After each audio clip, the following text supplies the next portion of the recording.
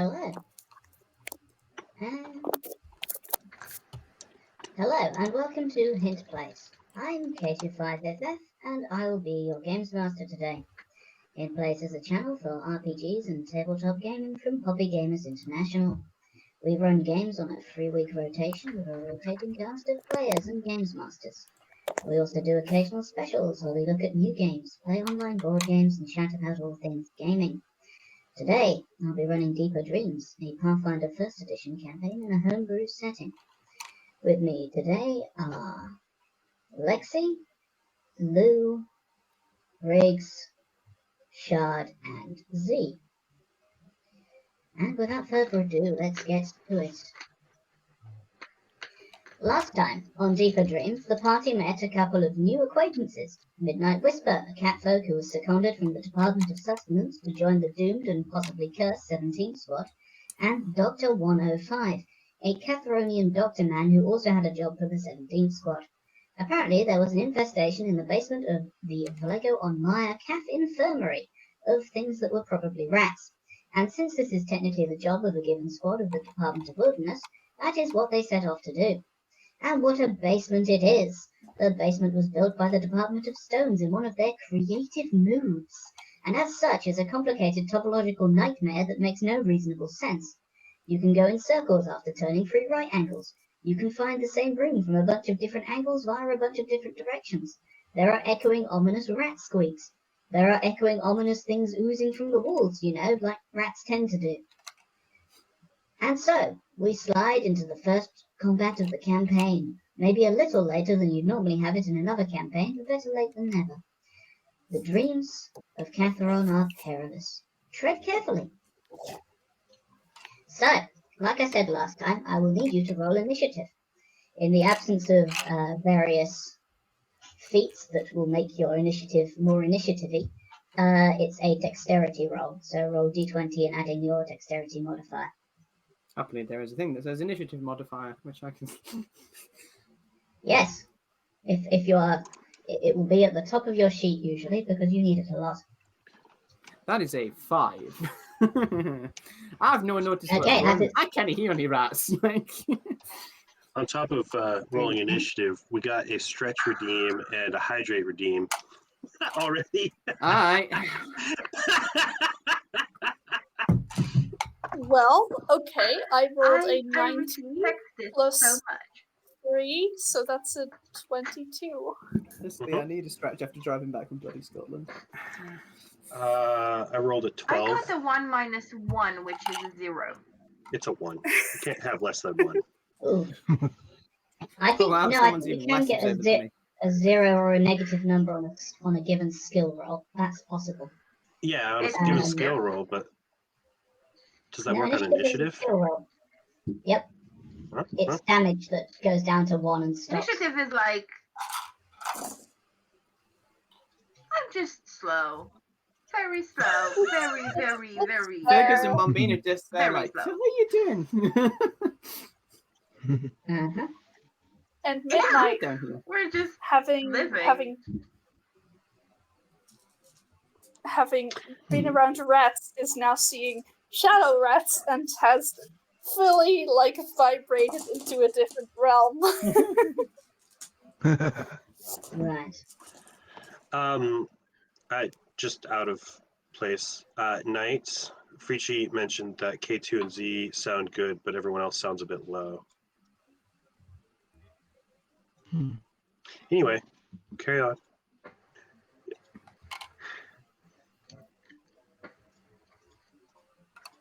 Wow, I didn't mean to break everything. Eventually, I will find the button that adds initiative to things. I'm sure you can find it. We believe in you. You can do the thing. I'm full of belief. Apparently, we got I quieter see. when we went live. So everyone has chilled out, and K2 and me have gone hyper. That's what happened. Okay. Yes. Right. Okay. I found the buton. What do we get from Midnight? Midnight was a 22. Somebody's on the ball. Okay. Of their feet. Yeah. Did we have initiative from Thumb?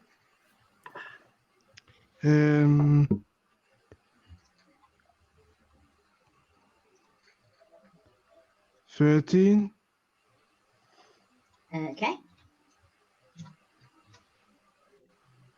Bombina? Oh yes, you got a 0. I can remember that one. Let me laugh. I am the last of the last. Laughing Just because we're below sorry. last. Fergus, I think you got a 5, wasn't it? Or a 6 or something. Sorry. What did Fergus get? Oh. Lou? I already said I got 5. Oh right, okay. Yeah, Oh, I'm gonna you were 3 plus agreeing with the me. a miserable 3 plus my dexterity bonus, which is passable. And Tim? 13. Mm-hmm. I'm not 13, 12. Sorry. I heard 13 and I remembered 13. 12 you say? Mhm. Alright then, and I'm just going to roll some initiative for your 3 helpful friends who I've given beautiful icons. Little squeaky Which chums. I don't think... Yes. Yeah, We they can't squeak. see them on they're stream not... currently, night. Just so you know. There we go. Yeah, You know, look at them. They're so beautiful. I like the icons. They're amazing. I'm just surprised, given how much art you've done this week, that you didn't draw little shadow rats. I was busy, but yes. Okay then. Maybe not for these things. They're not as much like rats as you expected. Well, can we roll a perception check, because like that makes me suspicious. I'll get to that in a second. So I rolled a 3, an 11, and a 5. They have a -5 to their initiative, in case you're wondering, which is an impressive. 3 minus 5 is -2. And initiative. What's it? I'm just 11 minus realizing 5 is 6. that because I'm And in Norway, it won't get dark, so it'll be 12 and it'll still be light. This is actually very good, because I think it means I might get less tired as we go. I've had a lot of coffee to get me home from Glasgow, so I should be fine. Vibrate. What was the other number I rolled? I think it was a 5, so there's another 0. Since also, if we're getting into rules very, very briefly, you note that Grumpy Face number 3 and Bombina rolled the same number, but since Grumpy Face has a lower initiative modifier of -5 to Bombina's -1, I know this is pure bottom of the barrel. We've reached the bottom of the class sort of level, but with a -5, it means that they go second. So, midnight. There are things coming out of the wall. I cannot believe that I'm not the last one. I know, right? There's 2 things that go after you. There are things coming out of the walls. I'm going to look at the things before I do anything. No, actually, I need to. I don't think Midnight would look. I would look as the player. I want to know. But what Midnight would do is just go at them with their claws. Okay, well, immediately. With stuff that you're seeing already, they are making squeaking noises, which would normally indicate some sort of rodent or whatever, but they are not rats at all. Like while this may be retconning from the previous session, which I may or may not remember much of, these things are completely shapeless and seem to be made of goo, and are about the size of a large pumpkin. What the muck is that? You what? They are occasionally... Well, no, literal. strange auto-tuned squeaking from Lexia's side. They are basically shapeless things, and if you wish to identify them, you can roll a knowledge dungeoneering. Right, I'll get my flat +1 then. This is a That's a 9. no. On your turn. Oh, okay, fair enough. You can roll. That's good, 'cause that was a as strike a free action, you can roll to identify, and it's Okay. just a free action. I am rolling. That you can This perform. dice animation is very long. But that's fine. I think you can turn the animation off. Cool. You can tell it to go, and Right, I don't know. Maybe if it's... numbers. A 16 plus 6 is 22. A 22. Okay. With a 22, you can recognize these creatures as giant amoebas. Ooh. They are okay. in case you're wondering. They are blobs of weird protoplasm that live underground and in water in general. And you can ask... I'm just going to very quickly calculate how many questions you can ask. You got a very high number, you see, and so, yeah, you got 22. Okay. You can ask 3 questions about giant amoebas. These questions are stuff like, what are its special attacks? What are its defensive abilities? Does it have any special qualities? And various other things. You can ask 3 of those such questions. This is baby's first combat. I'm going through this gently and slowly at a sedate pace, and will be done in 5 to 7 working days. Do they have any weaknesses? They do not have any weaknesses. Okay. This would fall under defensive abilities. So for the rest of your Yeah. questions, you want to know its defensive abilities. They are oozes, which means they only have the ooze traits, basically. Oozes are mindless, so therefore they do not have intelligence scores and cannot be affected by mind-affecting effects. Okay. They cannot see, but tend to have the blind sight special quality, which means that they are immune to gaze effects and stuff like that, things that rely on sight. They are immune to poison, sleep effects, paralysis, polymorph, and stunning.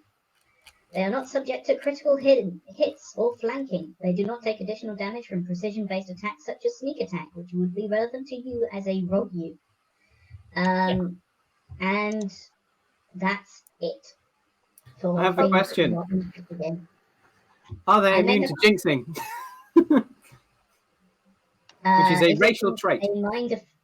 Is a jinx a mind-affecting effect? It would probably say... A jinx is a supernatural ability, not a mind-affecting, and does not allow a spell resistance, and can affect any kind of creature not immune to luck effects. It's a luck effect, is what your answer there is. It immune to luck yes, effects? they can be affected. They are not immune to luck effects.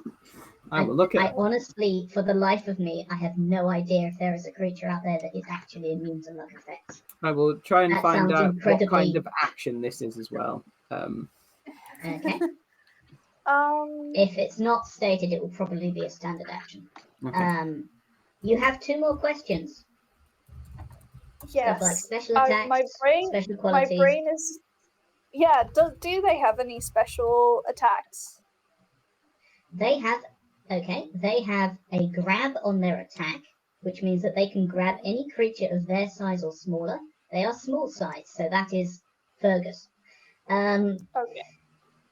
And if they grab you, it means that they can constrict you, and they also deal acid damage with their attacks. Constriction means that they can basically start... They're amoebas. They can start eating you if you are smaller than them. Okay.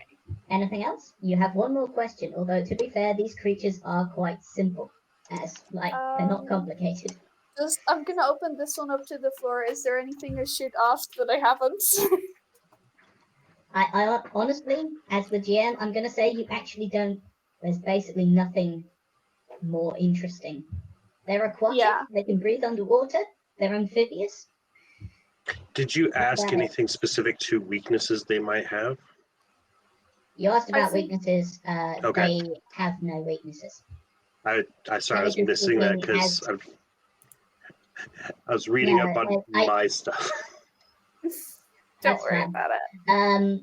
As mindless creatures, they are very simple.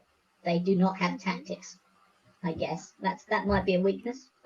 That might be a strength. Okay. It's kind of both if you think about it. It's very philosophical that way. Doesn't Cool. Pathfinder make you think about philosophy? Absolutely. Constantly. I think in that case, I'm just gonna claw attack it. Like, Okay, I in order can't to sneak claw attack attack them, them. you have to be next to them. And so therefore, Yes. as a move action, you can move up next to one. Which Yeah, you can I'm do gonna because I gave you move the power. right there. Yep, that's 5, that's 20 feet. That's perfectly fine. Your movement speed, I think, is 30. Yes. Don't And worry too much then- about any of this. I guess I need to roll to attack. Roll a d20. Yes. And add my attack bonus. Correct.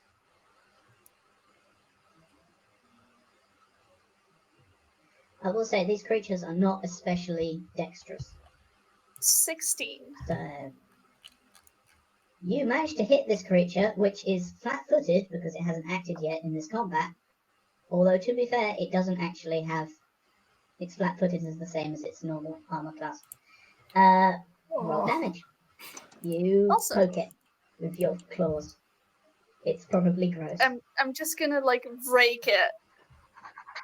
That's a Uh-huh. a 5.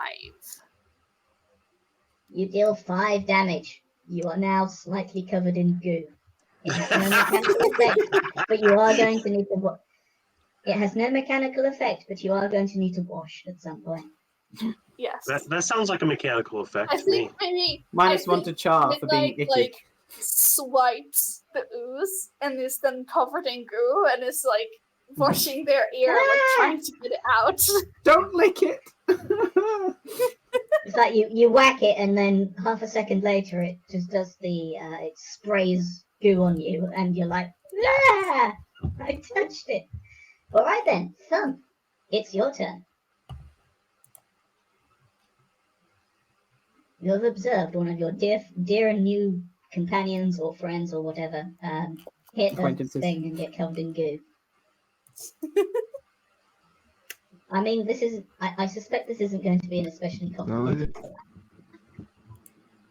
Nope. I was just into looking. Cats cannot have muffins. Sorry about that, everyone. What if they're specifically cat muffins made for their particular diet? And I guess then they can, but not regular ones. Fishy cat muffins. Let's go. Let's go. I mean, according to Moon Knight, fish can eat cake. I'm sure Or was it they sprinkles? can. It was sprinkles. I'm not clear on Just- how much of just Moon Knight was supposed the to be realistic. ones. I mean, there was a giant, spoilers, crocodile goddess, so...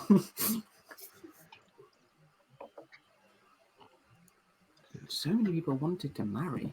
I shall not lick the ooze. I encourage you not to lick it, or maybe do. I don't know. There is nothing listed here that suggests that it's poisonous, but I don't know. Don't worry about it. What sort of actions do you want to perform? Then? Is the wall, is the black thing behind the number 2, like, no,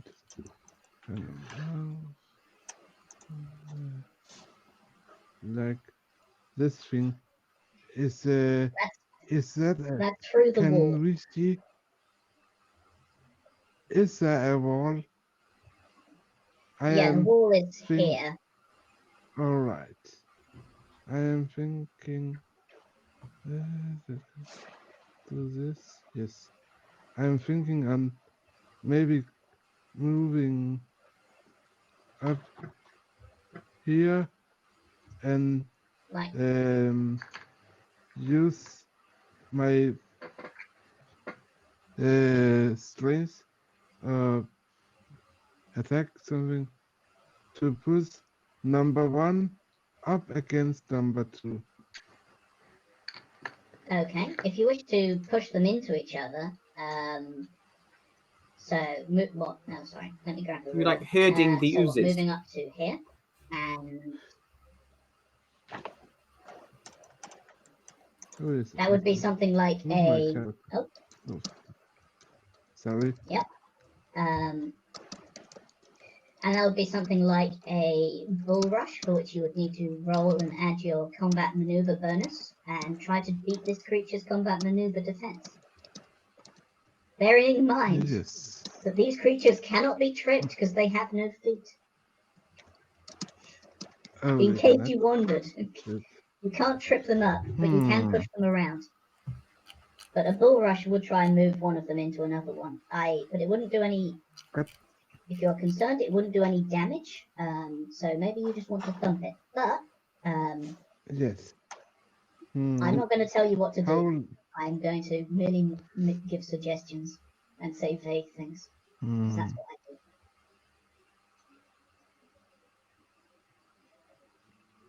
Let's see.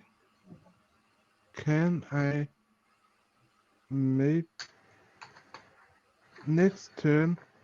Who was going to move? Was it number 1 or Tim, or who was going to move then?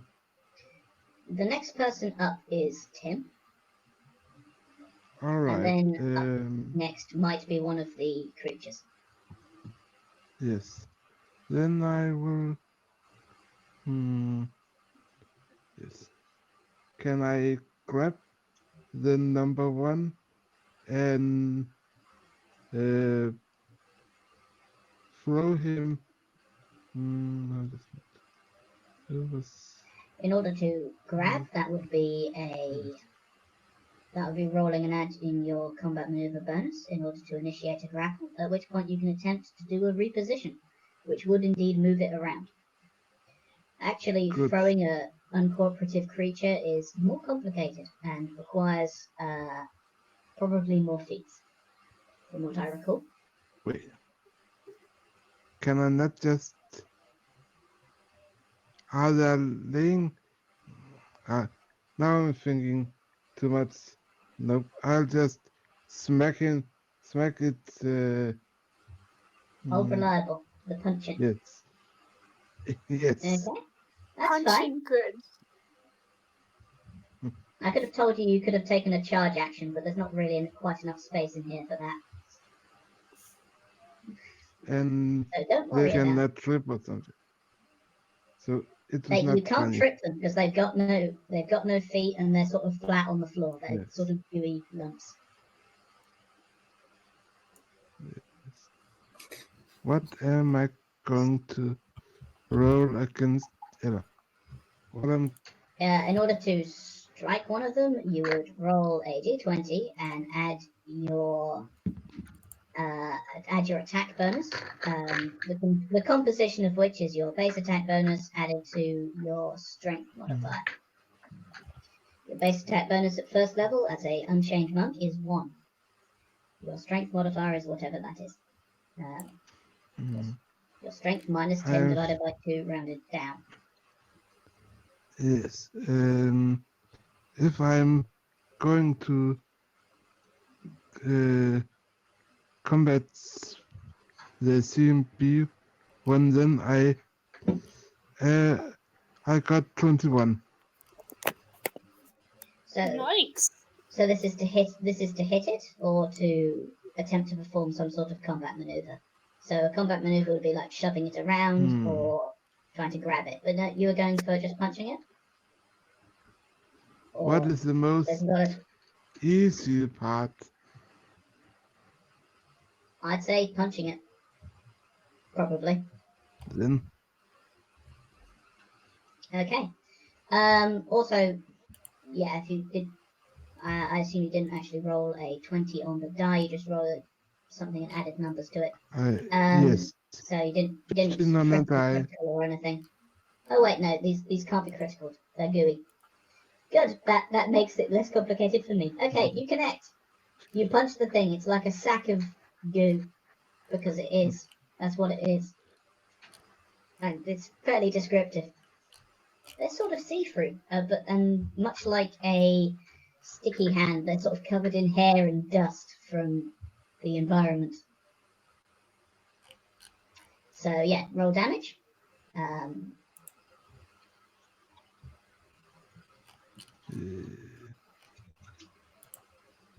Was that the thing I You just rolled was for damage? for damage, you need to roll a d6 and add your strength modifier, because you've already rolled to hit and connected. So now you need to roll for damage. I see. This will become like second nature in time, I say, unconvincingly. Can I get this? I need to find a better dice.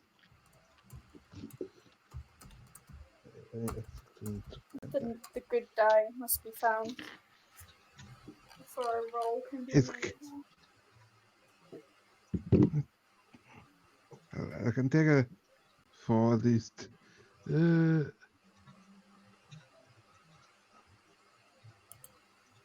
And it will be with my modifier, then it will be 8. Okay, you deal 8 damage to this creature. It doesn't do the splatting thing that it did. Oh, is it because it's slashing damage that does that? Yeah, you slashed it with you poked it with your claws, and it splattered on you. This is purely like.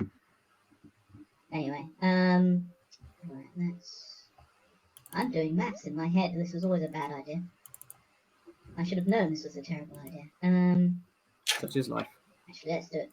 Let's do it that way around.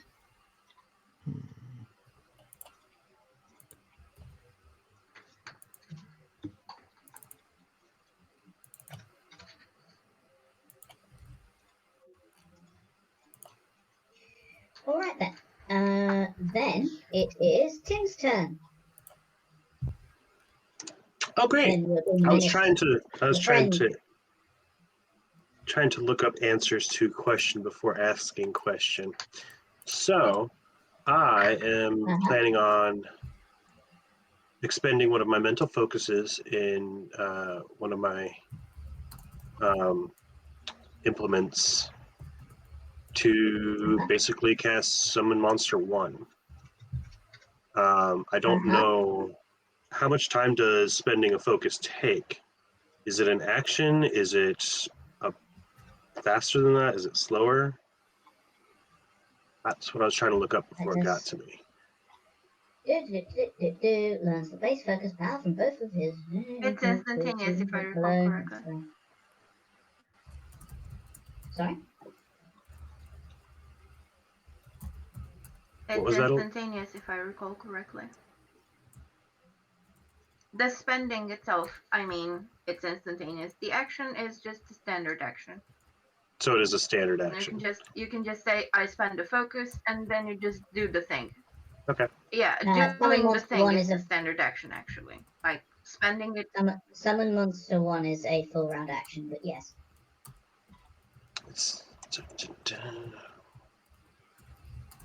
Okay, so...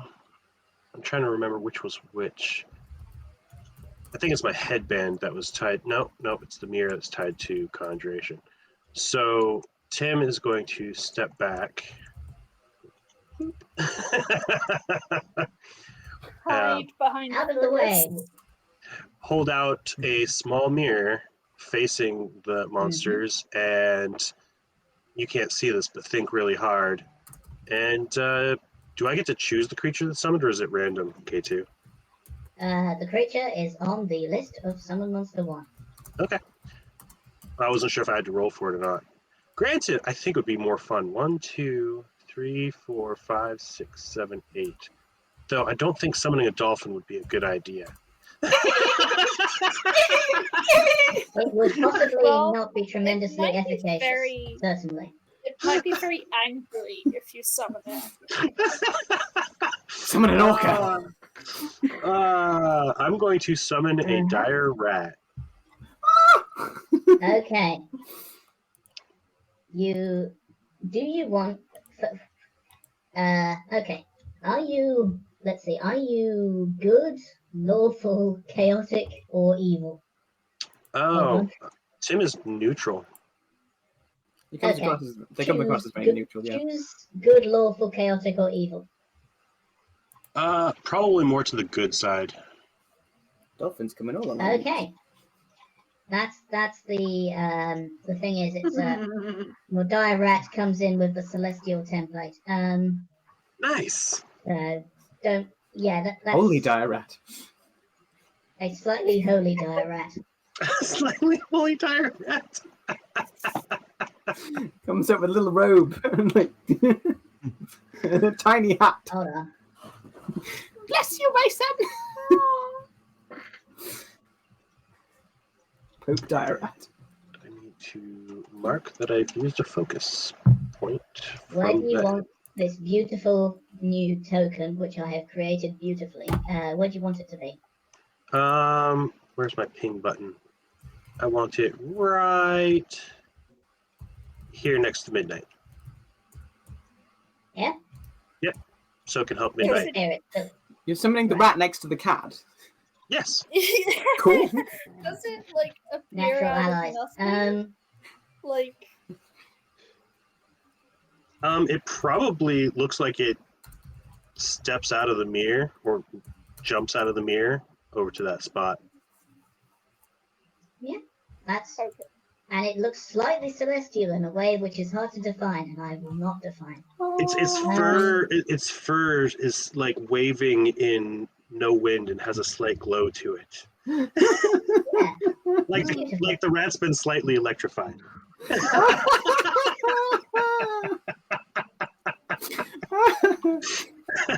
was thinking kind of like it was underwater or something. Anyway, you better, more sea anemone. Yes. Looks at it and just continues cleaning their ear with the ooze. Like right. The summoning doesn't, strictly speaking, happen on your turn. It sort of happens at the beginning of your next turn. So I'm just trying to remember at what point the rat actually appears. The rat is busy appearing because you're doing a full round action until the next turn. So sure. The rat is not going to act this turn, mm-hmm. isn't strictly there for now. But we'll get back to it. I just imagine that it's basically an anime cutscene. Yeah. You know, it's why it takes the whole round, because it's an anime cutscene. There's like it's like a Sailor Moon transformation sequence, and this hat just turns on this cat. So yes, exactly. And then ends up like, yeah. Grumpy Face number 1 has a turn and is going to, going to try and kill someone because it might as well. You know, it's thing to do on your spare time. I had a moment where it was like, oh shit, I'm very close, and then I'm like, oh yeah, but I'm a rogue. I'm not a wizard. I'm not a squishy. You're a fighty one. Yeah. Right, the creature is going to try and get Thumb. Because this is goo creature number 1 is going to try and hit Thumb. Let's see. Gets a 16. Does a 16 hit you? Is that higher than your AC or equal to it?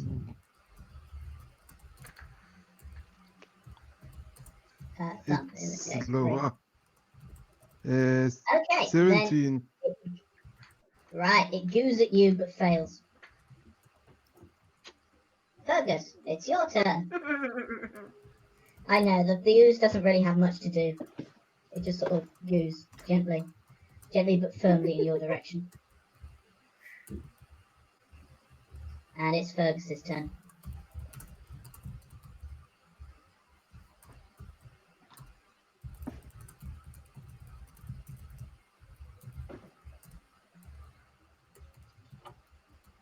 They sort of, in order to squeak, they form little bubbles under their surface and then let them deflate like balloons. In case you're wondering. I love That's them so much. both Tough. They are mindless creatures of destruction and hunger, and they wish to destroy you. Except I they was don't gonna truly wish to slap destroy their you. You're just made of edible stuff. Are we? When you think about it, we're all made of edible stuff. In the end. Are you sure about that?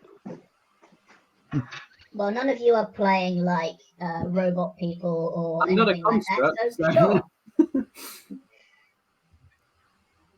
You know, I think the Department of I am fairly Sustenance sure that disagree. So think Fergus, what are it's you planning to do on your turn? Far be it from me to keep us on topic. But what are you planning to do on your turn? Whose turn is it? Yours. Yours. Right, okay. But it doesn't seem. I'm not going to bother with the jinx. It doesn't seem. I don't think they currently need any kind of saving throw, so it's not worth it. So in that case, Fergus will be like, "Yeah, little scullers."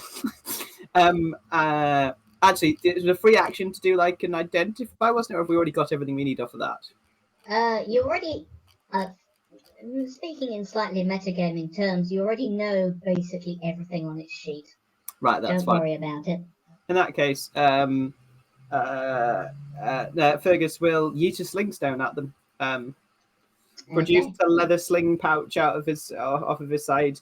Drop a rock in it, like, and like, see you, Jimmy, and yeet a sling stone. So I guess that's my base attack. Throwing it to Is it throwing it to D20? either 1 or 3 will have a penalty due to the fact that you are firing into melee. Yes. Firing it at number 2 will have a penalty because it's behind all the other goo creatures and it will have cover. But the penalty is probably pretty similar. I think which one's already taken damage off of Midnight's Claws? Number 3. 3. All right, let's have that one. I also have a shitty thing to get a shitty. So because I have a -1 size modifier penalty and I have a strength bonus of 0, so actually hitting things is going to be a nightmare. So I presume I roll a d20. I don't think you have a penalty to your ranged attacks from your size being small. Is that only strength? Bonus. It's only strength. It's not dexterity. Where would that be then? So is it dex to those? Is it dex bonus instead then? Yes, it's a dex. It'd be base attack bonus, dex, and let me have a quick check. So my base attack bonus is 0, but my dex modifier is 2. So actually, then I'm guessing rolling a d20 plus 2. Yes. Hold on. Distant noises while I check that everything's functioning. Click, click, click, click. Let's see. Ranged. Dexterity modifier, the size modifier, and If it is size modifier, then I get a -1 for size modifier. No, it's +1. Actually, Really? no way. I'm tiny. I'm a small creature. I'm like I'm a short ass halfling. True, but I've only ever heard stuff like size attack roll. Your attack bonus with melee weapons is this, plus the size modifier, and then it just doesn't say what the size modifier is. Thank you, book. You're very helpful. No, I think it's a +1 so for when I being filled in, it is. I think it's universally a +1 for being smaller. That's weird. Alright. Huh. Because so when I fill in on the drop down list thing, when I put small in there, it gives me. I wonder. Oh well, right, okay. If he says +1, that's better than having -1, and so that's 2+ for my dex modifier, and it's 1+ for my size modifier, and there's something broken in this sheet. So roll 20, 12 + 2, 14 + 1, 15. There we go.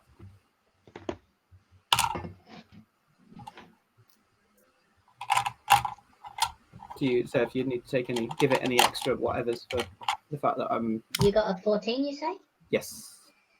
Yes, then that hits. Okay, so damage.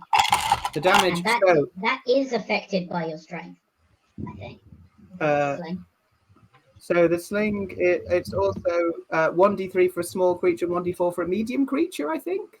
I've got here 1d3 bracket S and 1d4 M. Okay, right. Yeah, So you're a small creature. so I've got a 6 on a d6. I guess over 2, that's 3. And then do I need to take anything off it for my size modifier? Only your strength bonus, I think. It's And my deals damage equivalent. So my strength bonus is 0. I have nothing on strength. Mm-hmm. Right, then yes, you deal 3 damage. Cool. To number 3. Right, okay. It goes splat into the creature and leaves Take a little face full bubbles. of rock. It has no face, but yes. Take a smoosh full of rock.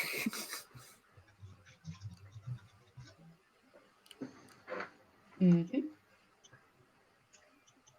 Okay, then it is Bombina's turn. We've got down to 0 in the initiative.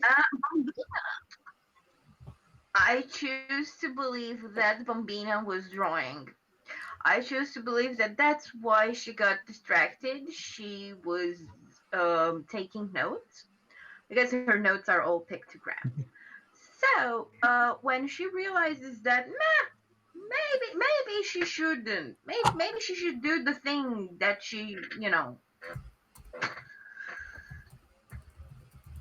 she came here to do. She will walk close to in between Ratty number 1 and Ratty number 3. They're not rats, but yes. 5, 10, 25. It's not a rat, it's a goo rat. Whatever. It's a rat in my soul, okay? I chose to name them rats in my heart.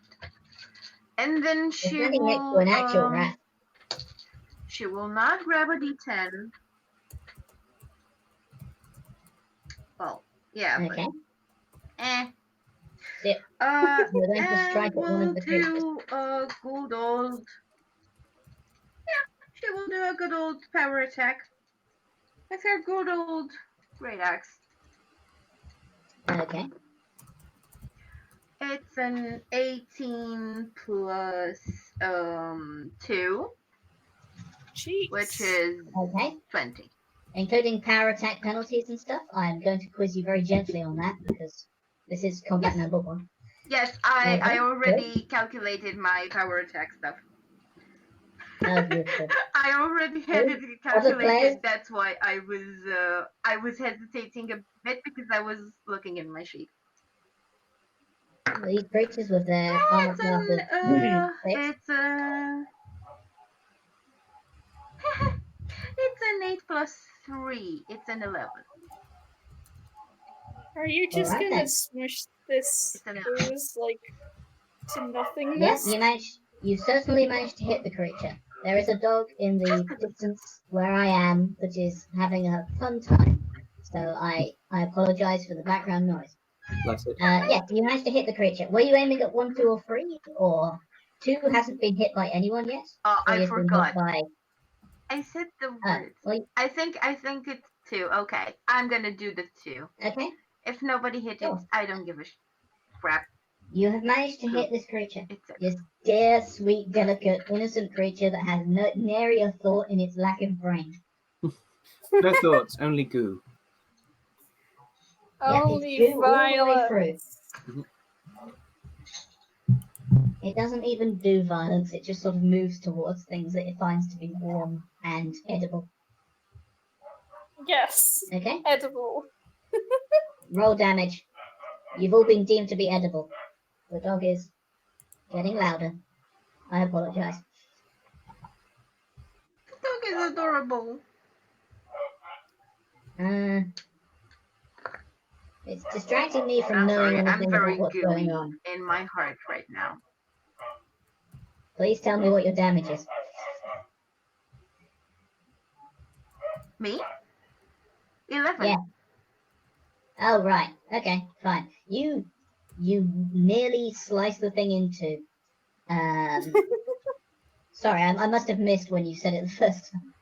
You sprink your... Yeah, that was an onomatopoeia. I'm gonna keep going with it. You splunk your great axe down into the creature with a big two-handed swing, and you get sprayed with goo for your trouble because you just hit it with a sharp thing. Let that be a lesson to you. And yeah, that's Such your is turn. life. So it's goo number 2's turn, and it's gonna try and hit you because, well, no, it doesn't even try and hit you because you just hit it, because it doesn't really have that level of internality. So it's just gonna try and hit you. Okay. Does a 15 hit you? I don't think it will. Yes. Oh, it does hit you. It does. Okay. It does. It I does need to do get it. another die out and work out what damage is. Okay. Right. It deals 1 damage and 3 acid damage. Oh, sorry. It deals 2 damage and 3 acid damage. It can't grab you because you're bigger than it is. It's a 2 and a 3, so it's a 5. Yeah, unless you have special resistances to acid or something like that, which I do not think you do. Oh, I don't. Yes, you get dealt Shit. 5 points. No, too late. 5 points of damage. Hands off the playing piece, etc. Good. And then it is the beautiful amoeba that rolled -2 on its initiative. It's trying Aw. very hard. It's going to try and eat Midnight. It's doing its Because best. Midnight's Fun. there. I say again, these teachers cannot do their best, they're mindless killing machines. It rolls a 11. They are Does an doing 11 their hit? best. My AC is a 16, so no. No. Okay, you manage to take a step back as it tries to reach for you with its pseudopods. Okay. Midnight, it's Just your like turn. in the frantic cleaning. It just sort of reaches out at you. It just sort of goes "Nugh," and doesn't manage to hit you because you're too on the ball. You're busy busy trying to lick the slime off yourself and making cat throwing up noises. Yes. Everyone in the entire basement can hear you now. Like coughing up If a there was few- any stealth to be had that you hadn't already dispensed with, it is gone now. I mean, we are fighting. I assume that is also making noise. Yeah, splat, splat. Oh yes, Dire. Yes, the Celestial template does give you the ability to smite good. Unfortunately, as these creatures are absolutely mindless, that has no effect. Anyway. I find it quite amusing, which is why I was trying not to distract you. Oh, no problem. Anyway, Midnight, you are a small cat in a big world covered in goo. What do you want to I'm do? gonna. In the big city. Nothing is dead yet, is it? Nothing is dead yet. But give Okay, it I'm time. just The gonna. night is young. I'm gonna hit number 3 again because it That's the only one splattered we me can with reach, goo. so it'd be weird if you hit someone else. Okay, you get 2 attacks because you're in base contact, so you can do a full attack action. And you're using claws, which is deeply unfair to everyone involved, I guess. You get 2 Okay. attacks at first level. OP. My Or whatever. first is a 13. You managed to hit this creature with its grand AC of 6. Okay, I will roll for the second attack. Okay.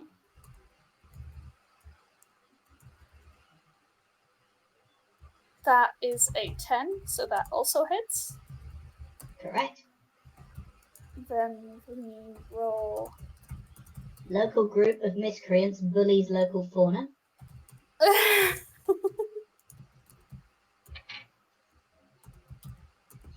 We sure do. A This 6. might be someone's pet. It probably isn't. So what? So that's 6 damage? Or That's 9 plus 2, so that's 11 damage. Was that each? Yeah, that's So together. Right, so it's normally +1 and it's +2 this time. Okay. You deal 11 damage to this dear, sweet, innocent creature, which is, again, neither sweet nor innocent, it just is. And it dies. It goes splat. Rip. You are now very covered in slime. There's more slime than Oh, before. no. It's incredible. It, nothing It's will gonna take get a lot of licking to get all that off. smells faintly. Everything smells faintly of like if you've ever opened the drawer at the bottom of a fridge, if someone's let something vegetable in there, just left it just a little bit too long. I think Midnight just sort of stares at it and goes, well, I guess I should have expected that. What have I done? There's slime on your hands. Okay. It's Phelps' turn. Midnight has just demonstrated how to splat a thing. So there's a thing to splat. As a monk, I will say that one of your abilities is to do a flurry of blows, which allows you to punch it twice. This is the dangerous forbidden monk technique of what if I just hit it again? The problem is I cannot find it. I really searched for the flurry or something.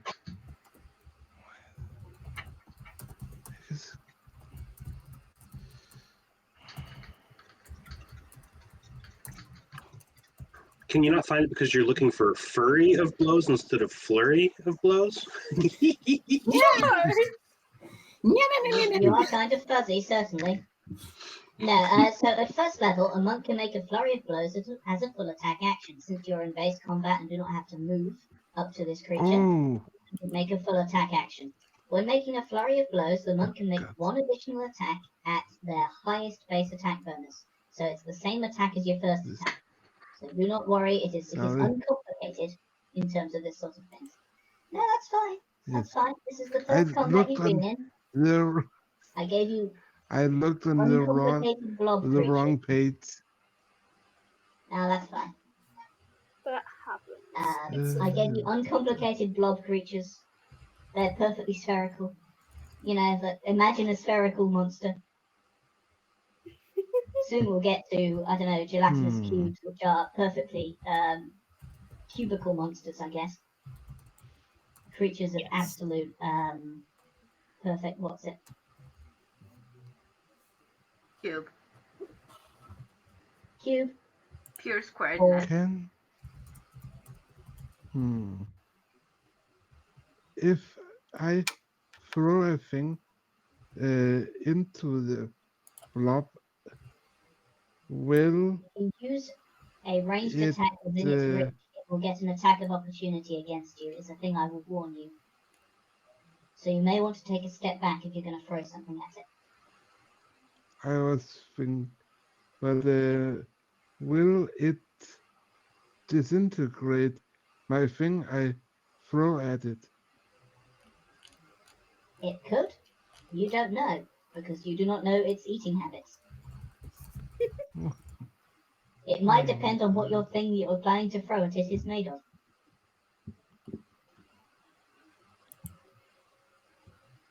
I just need to look on it.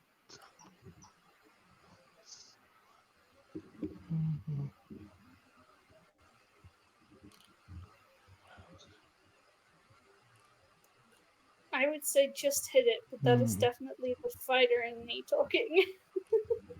Yes. The problem is he has seen what did happen to you, and he has. Oh, he doesn't. Thump doesn't want to get splashed. I see. Yes. Well, you're using blunt force, which may be better at not making them go splat. Can I lull you into this false sense of security? It's not a pinata. It's not a pinata, I promise. It wouldn't have been a problem, Riggs, if you wore a rain jacket. Yeah. Wait. Oh, wait. Slide. I have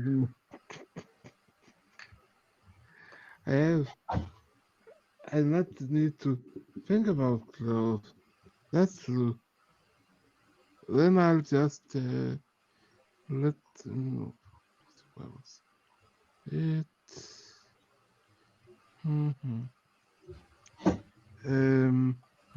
Unarmed strike. Yep. Because You I'm can do a this twice. medium size. Oh, that. Yep. But what kind of dice do I need to roll? Because In order I'm to not hit a it, small. you roll. In order to hit this creature, you roll a d20. You add your base attack bonus, which is currently 1. You add your strength bonus. You have no bonus for size, and then you. Is there anything else you add? No, it's just your base attack bonus and your strength bonus added to a d20 roll. So your base attack bonus is 1, your strength bonus is whatever it is, which tends to be your strength minus 10 divided by 2 rounded down. I'm sorry, I said a lot of maths words all in one row. We forgive Fortunately, you. this is a game. We live in a game cool. society. I hope not. Every one of them I've been on has been scarily dramatic. Oh no. 21. Okay, that will hit the creature. You can make another such attack. And well, actually, you hit the thing. Roll damage. Your damage is d6 plus your strength bonus. As you are a monk and have a slightly different form of unarmed strike than normal people. Your fists are like iron, by which I mean they're like d6s made of iron, as opposed to what everyone else uses, which is like d3s, not made of iron, made of fist. Look, I got away from myself there, but do roll your dice. Yes. Belabor that metaphor a 7. bit. So valid. Okay. 7 in total. Okay, now you can hit it again with your dangerous secret monk technique of hitting it again. No, iron d6 fists. Which people don't normally get until like 6th level when they get a high enough base attack bonus. Although, to be fair, Midnight Whisper also has 2 natural attacks with the claws, but look how that went. They're covered in goo now. Yeah, and the claws are cheating. I have to add. I am cheating. I am aware of it. No, they're not cheating. It's on the thing. What? Sorry. It is did on someone the roll thing. something? Am I not paying attention enough?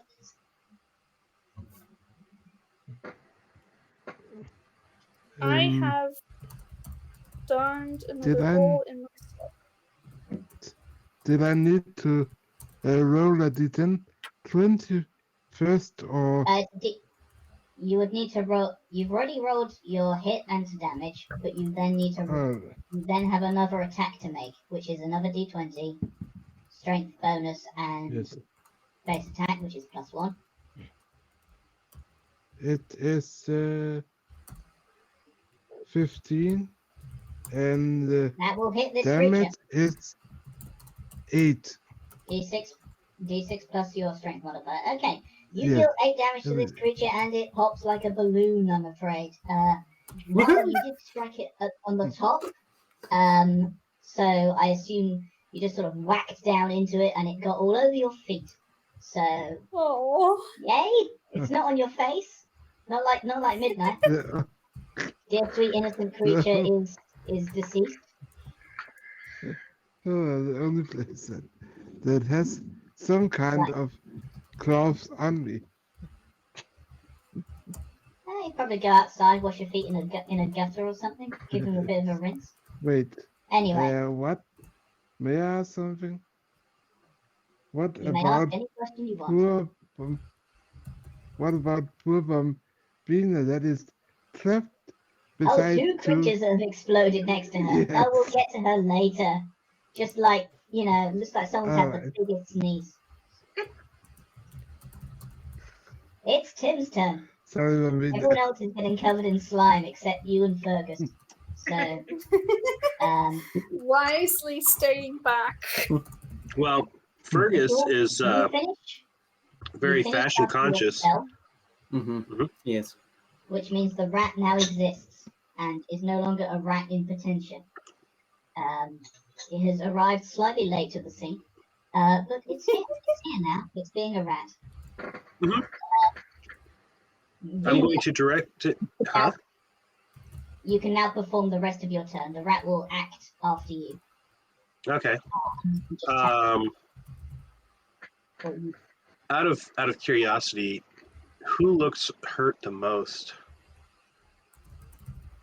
I think some tiny amount of damage has been done to Bombina. Bombina? All right. Yeah, Some tiny amount, which is 5 out of 8. It's fine. Oops, I'm pinging. That's why. Currently at 3 HP. Oh. Look, I'm doing that's fine. What's the range on your whatever spell you're trying to do? Or Well, I was going to expend.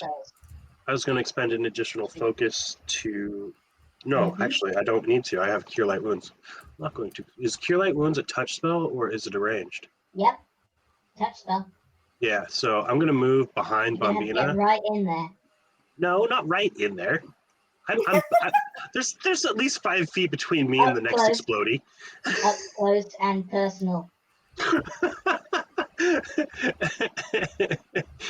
I'm going to stand as far as my arm reaches and just touch the back of Bombina's shoulder. Okay. Presumably a spot that hasn't been slimed. Ooh, that might be hard to find. No, but you're on the side away from the.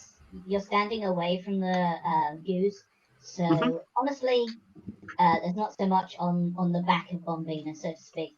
So yeah, you can just tap her on the shoulder or something and cast Cure Light Wound. Roll your damage, by which I mean anti-damage. Is it a D6 or a D8? Cure spells, I think they're D8, but I will very briefly check. Cure. Just look up. Oh, I need to verify that I'm not a robot for this system. Cure Light is a 1d8 plus 1 point per caster level, so it's 1d8 plus 1. Beep boop. I am definitely not a robot. 9. You feel super refreshed. You are now completely refreshed. You gain back 9 hit points. It's now the rat's turn. Assuming you have no random free actions to take. The rat now acts. I'm assuming that the X's mean that those rat blobs have been exploded, yes? Yes, they are now not difficult terrain or anything. You can just travel over them. The rat is going to move to where number 1 is and then attack number 2. I have given you control of the rat. Sweet, I have control. Nom, nom, nom, nom, nom.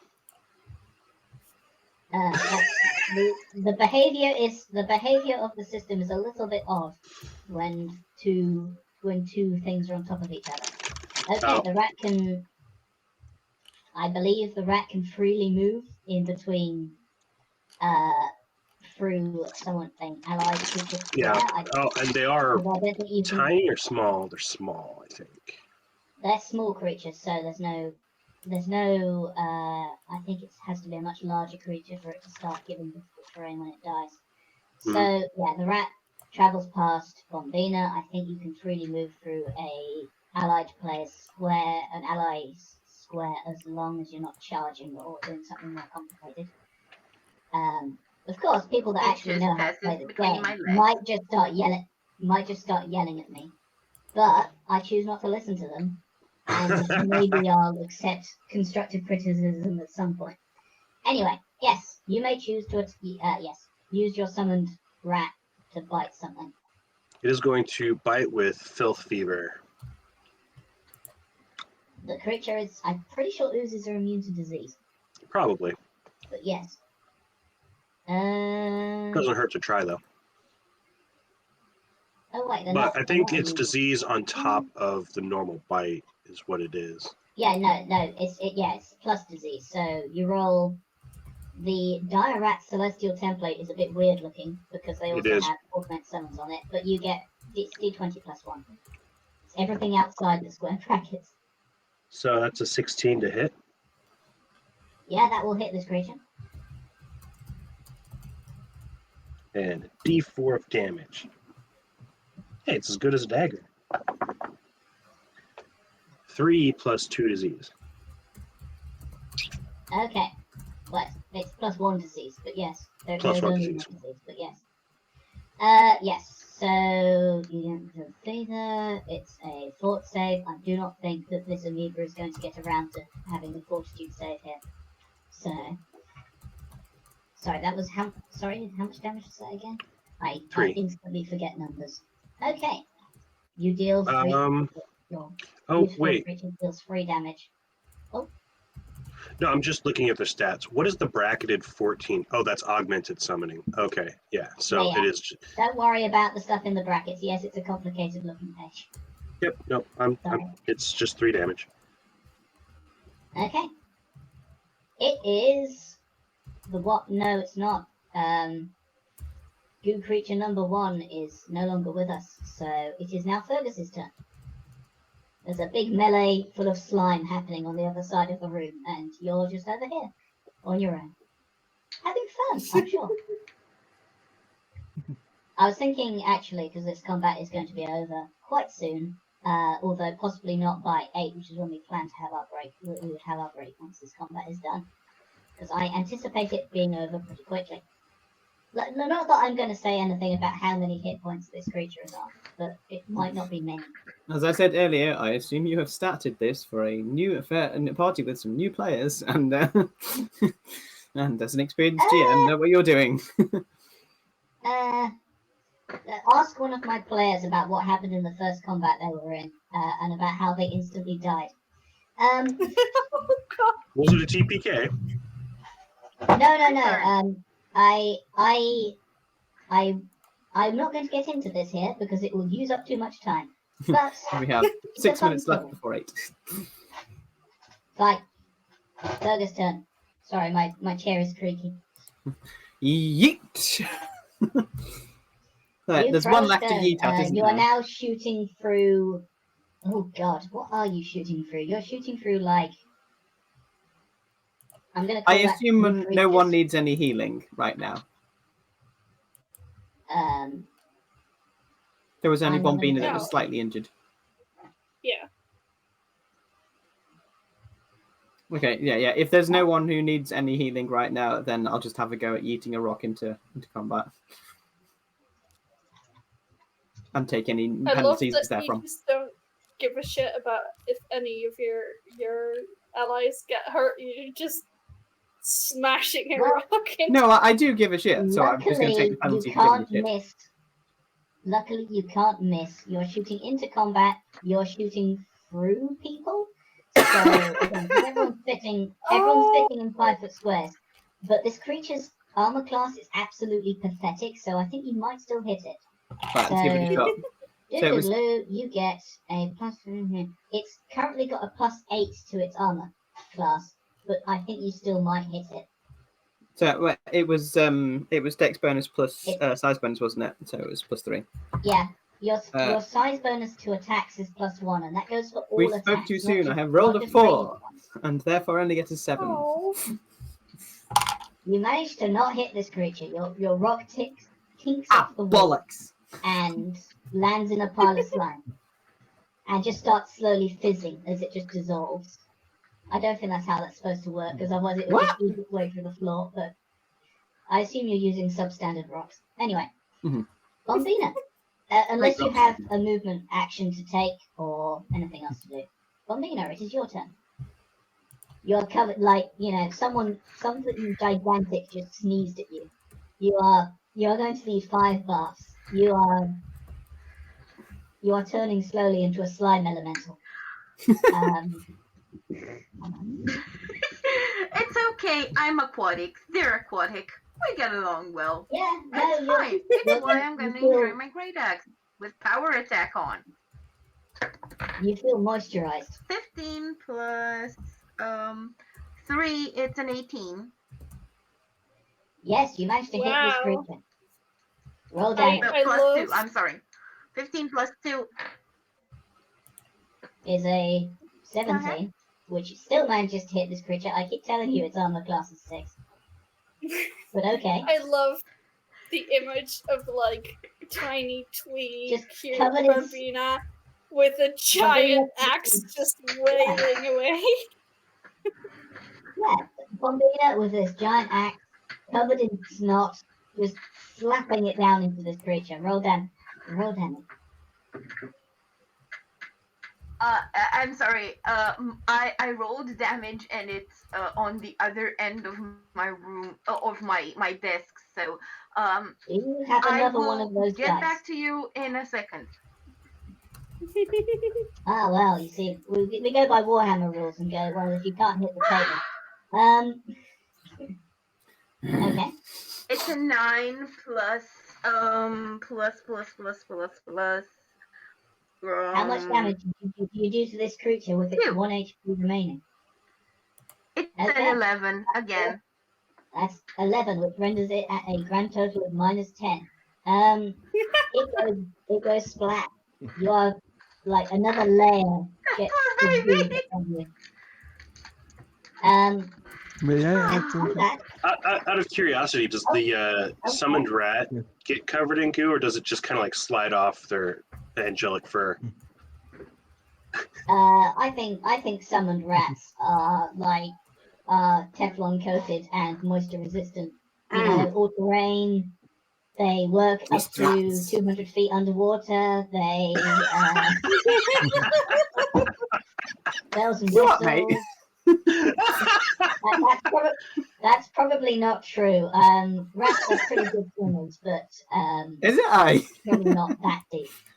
You know. Yeah, they don't really go down; they kind of float. They all Well, no, float down here. yeah, but rats are still pretty good swimmers. Anyway, Riggs, you had a question? Because combat is over.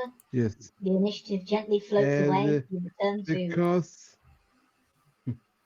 Because Bombina hit the poor creature so hard, is there going to be some kind of not funny penalty for obliviating it so much that it sprays on everybody else? Or It sprays You goo on just you want to Is to see that the his not- extent little that splashes. to the extent that the comedy allows. You can get as much or as little goo on you as possible. Tim is going to kneel down and scritch the summoned rat behind the ears. Thank you, little one, and then release the concentration to let it fade back into wherever it came from. It disappears in little sparkles of light, and then it's just nothing left. We don't need the planar ally anymore, so don't worry about that. And actually, it is 8, so I was thinking we would take a quick break to get up, stretch our legs. Where's that sheet that tells me what to say when we take a break? Yes. Wait, no, that's not it. Hold on. Blah blah blah. Stretch. Take stretch leg. Take stretch leg do. Biological break.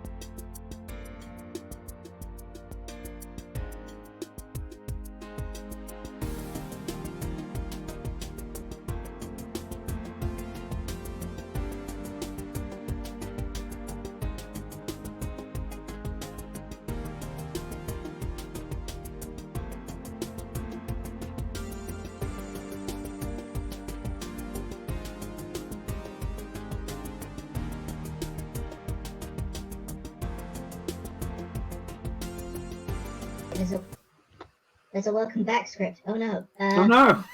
Oh no, scripts! Oh, Who am whatever I? shall we do? Oh, I have a page now. Right. You are still in the basement of this place, and I do actually have a chunk of a map for that, which I will get back to you at some point. But yes, you are now in a basement. Some of you are covered in slime. Yeah. What are you going to do about that, huh? Unfortunately, I can't really help you with your slime issues. I don't have any spells for that. I think Midnight actually looks very offended and is like, "Those weren't rats." Those were no rats. You are absolutely correct. Well, there was one. There was one rat. You summoned There it. were rats. Yes, but that was a nice, good rat. Honestly, when you just see small creatures out of the corner of your eye in a basement, you tend to think bugs or rats, and they were big enough to be more rats than bugs. If there were bugs that size, they'd probably be even more concerned. Yeah. Are those? Do we think that's all of them, or are there going to be more of them?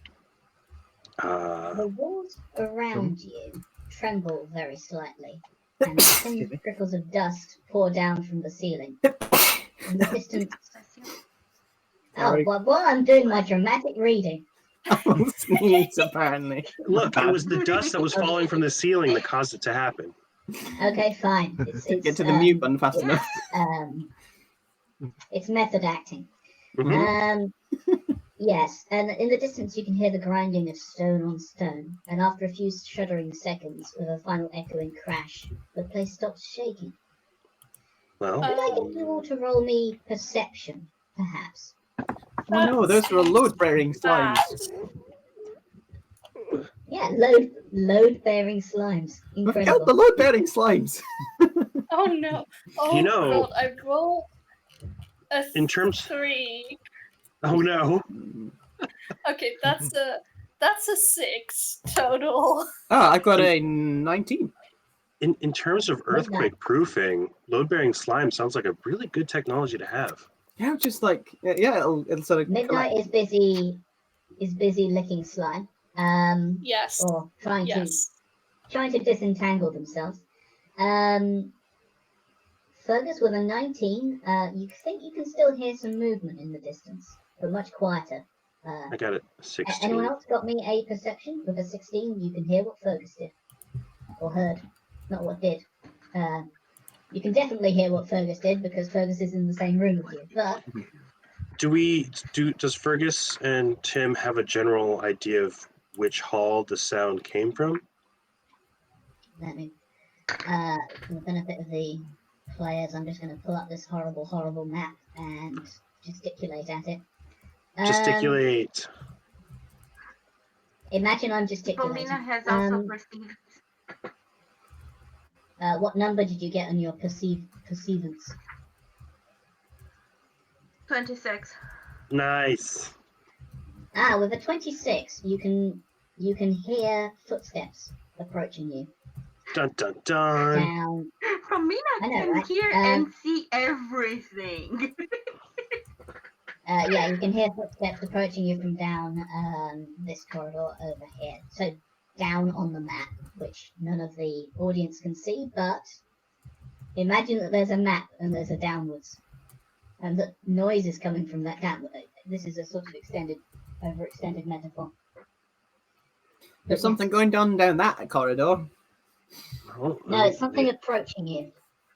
Wait, no, there's something moving closer down that corridor. Well, that's where that corner is where the rats died, so we can all look down that corridor and wait. Yep. And at the edge of your vision, down the passage, there is a figure walking towards you out of the dark. Is it made of They look stone? a little bit like they're hunched over under the weight of maybe like a large helmet. Have you ever seen those? This is Not, this is an anachronistic reference, but have you ever seen those helmets that very fast cyclists wear that are like those extendy things down the back of down their backs? Mhm. One of those helmets, like hunched over the weight of a very large helmet that covers their head and extends down their back. Since it's dark and you aren't yet pointing torchlight or dancing lights at them, you can't see them. Dark clearly, vision. but they're approaching from the 60-foot edge of the party goblinoids' dark vision. So you can just about see this creature approaching. For some reason, I keep getting unhurriedly. images of Big Helmet walking down the hallway at us. I don't know what that is. Spaceballs? Sure. From Dark Helmet, yeah. Ah, Dark Helmet, yeah. Dark helmet. Dark helmet? Thingy helmet? No, not quite that big. But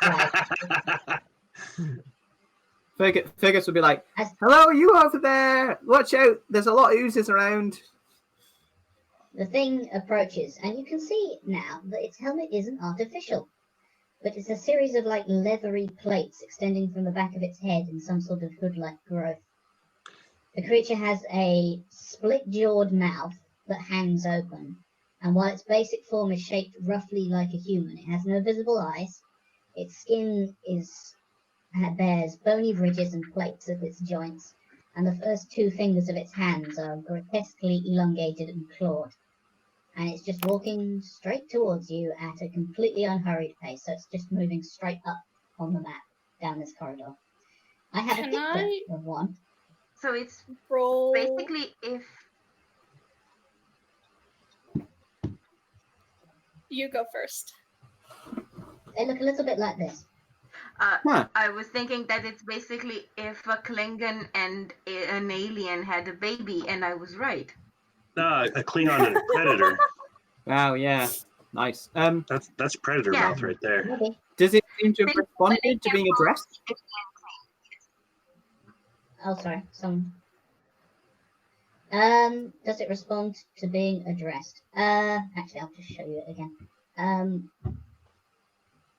It walks across the room, like just directly towards you, and then past you, and pads over to the wall of the chamber where the clots of ooze came from, and it starts examining the stones, poking and prodding at them with its creepily long hands.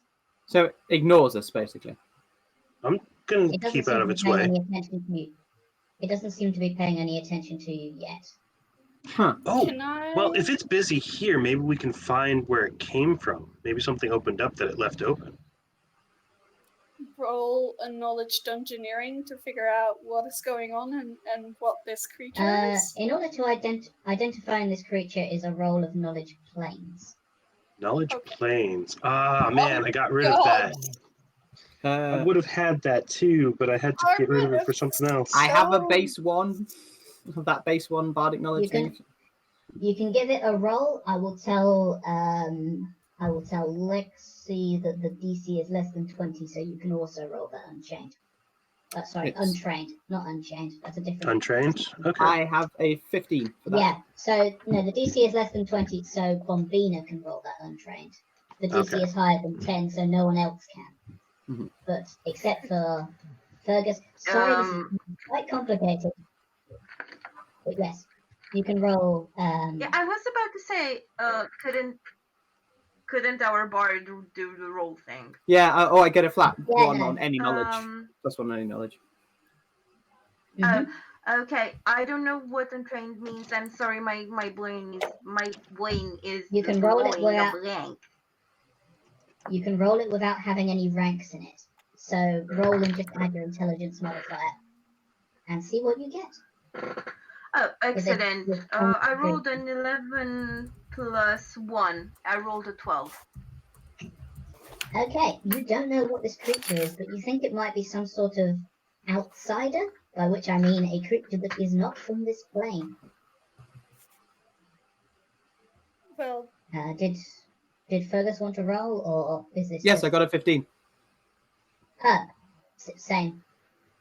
So it's not from this plane. Okay. It's not from this plane, but it's really kind of weird looking. There's and it's that just prodding at the wall. That thing's not from round here. I don't know if he'll even be able to talk to it. Like I was saying, it's ignoring us. We should ignore it. It's looking at the wall as if there's something wrong with the wall. We could go down where it came from and look for any openings that it might have opened and see if there's more to look at. All right, if it's not having a go at us, we might as well leave it in peace. I Okay. think that might be the most sensible thing to do. Yes. I'm not going to aggravate something with that many teeth. I mean, it's got a lot of teeth. It's got claws. It's from a different plane. Oh, sorry. What Sorry, do you Rex? think, Thump? Yeah. The Thump was thinking on doing the kind of exact opposite of what what the rest of the party wanted. Because he was thinking on using stealth and remain hidden for however how long possible needed, and just be still, just to see what that creature is doing in the next couple of turns or something, just to see. Okay. Is it do you want to roll stealth? Something. Yes. Okay. Sure. You can try and maybe hide. There's a table in this room. You could maybe hide behind or under that. It can see you. Well, you don't know if it can see you actually. It doesn't have any any eyes. visible eyes, and it doesn't. So it walked through you all, like through the group of you, to get to the wall, and it clearly seemed to know where you were to the extent that it didn't walk into you, but you don't know what its senses are like. Okay. But you can try and hide. You can roll stealth and hide behind a table, around a corner. 30. Wow. Nice. Wow, you still Are you sure that you rolled a 30? Is that a 3-0 or 1-3? I rolled an 16, and my skill stuff is 14. Okay. I'm not sure. Right, what's your dexterity modifier? Yeah, that sounds like a monk. That doesn't sound right. The problem is, I put it in the sheet and it just go up like so freaking high. My modifier is 5, and I have one rank in it. Okay, so if you have 1 rank in it, what's your dexterity modifier? I think you might have just 5. overwritten something with the number you got. Okay. But your dexterity is 20?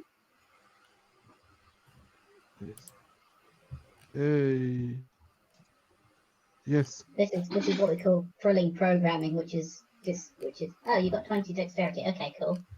That is indeed a +5. So you get a +5, a +3, which is a +8, plus your skill ranks, which is 1, so you get a +9 for your stealth. Now it's still a hell of a bonus. Yes, now it also shows the right number. Something. Did you write the answer you got just directly in your sheet instead of your skill ranks, maybe? There was a 5 in muscular modifier stuff, but I removed it, and now it shows the right number. Okay. So I think what you said, you rolled a 19. No, it's 16. Again, we're all using. Okay, 16 plus 9 is 20. I just immediately forgotten what the number 6 is. 25. Okay, you roll a 25. This creature still acts as if you're not there, so maybe you're hidden.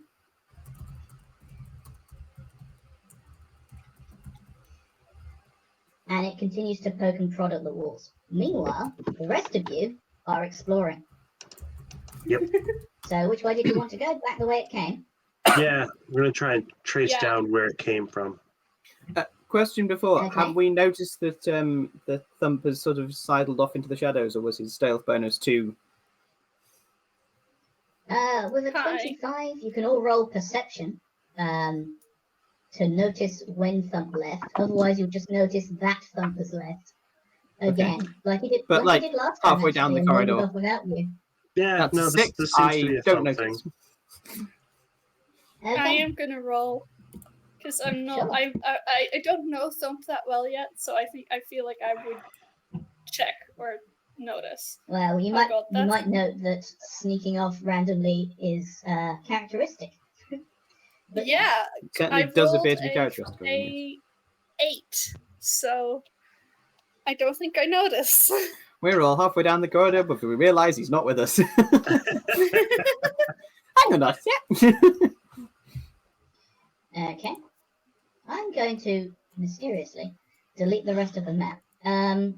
No, But we love that map. we had That so map much is fun with that unfortunately- map. Yeah. No, you had memories together and everything. Just let that be a lesson. Let that be a lesson to you. Nothing good can last, and the GM will take it from you. Memories fade. Such is life. Yes, they do. Or in my case, get completely washed away. Oh yeah. Farewell map. We knew and loved thee. You head downwards to a corridor that you vaguely recognise, where everything seems to be about the same as you left it. Like there's maybe a little bit more dust because some stuff fell down from the ceilings and all that sort of stuff. Is there feet print / claw marks in the dust where the creature was walking? That is a survival roll. Damn it. You And can make after a that, survival roll untrained. It is a wisdom-based skill. Oh, after hey, he's done nice. that, detect magic. What is my survival? You tried to take magic. This whole place is slightly magical. There's no more and intensity where the there thing is came no- from. There is no obvious sign of where this creature came from based on the fact that everything in here is slightly magical. Right, do. 19 on doesn't- survival. With a 19 on survival, with this hard floor, I think you can just about see. You can see some scuffs in the dust that may or may not have been made by these creatures' feet. I'm gonna follow those because it's the Okay. only thing that's passed through here since everything dusted. So it's reasonable. You head. Okay, let me just. Actually, much of this is the same as the old map, so I'm just going to pull up some of these. I know, right? I'll go like, oh, you've lost a bit of the map, and it's like, no, the map is the same as it was, except not quite. Okay, and yeah. I don't trust the fact that the map would be the same as it was. You don't trust K2? I had a mouse at some point. Rude. I don't trust the map. I do trust K2. But the Well, map that's is an just extension of K2. Yes, I do not trust an it? extension of K2. K2 themselves, yeah, I trust. Are we Ah, sure okay. about that? At what level of dissociation from me is a thing untrustworthy? Like if someone quotes me, is that untrustworthy? As soon as something leaves your mouth, it is untrustworthy. Prior to that, it's Oh, fine. okay. Yeah, beforehand it's like, oh, yeah, that's all right. Yeah. Could be anything. Okay, that's interesting. I'll make a note of that. Oh God, that's ominous. Good.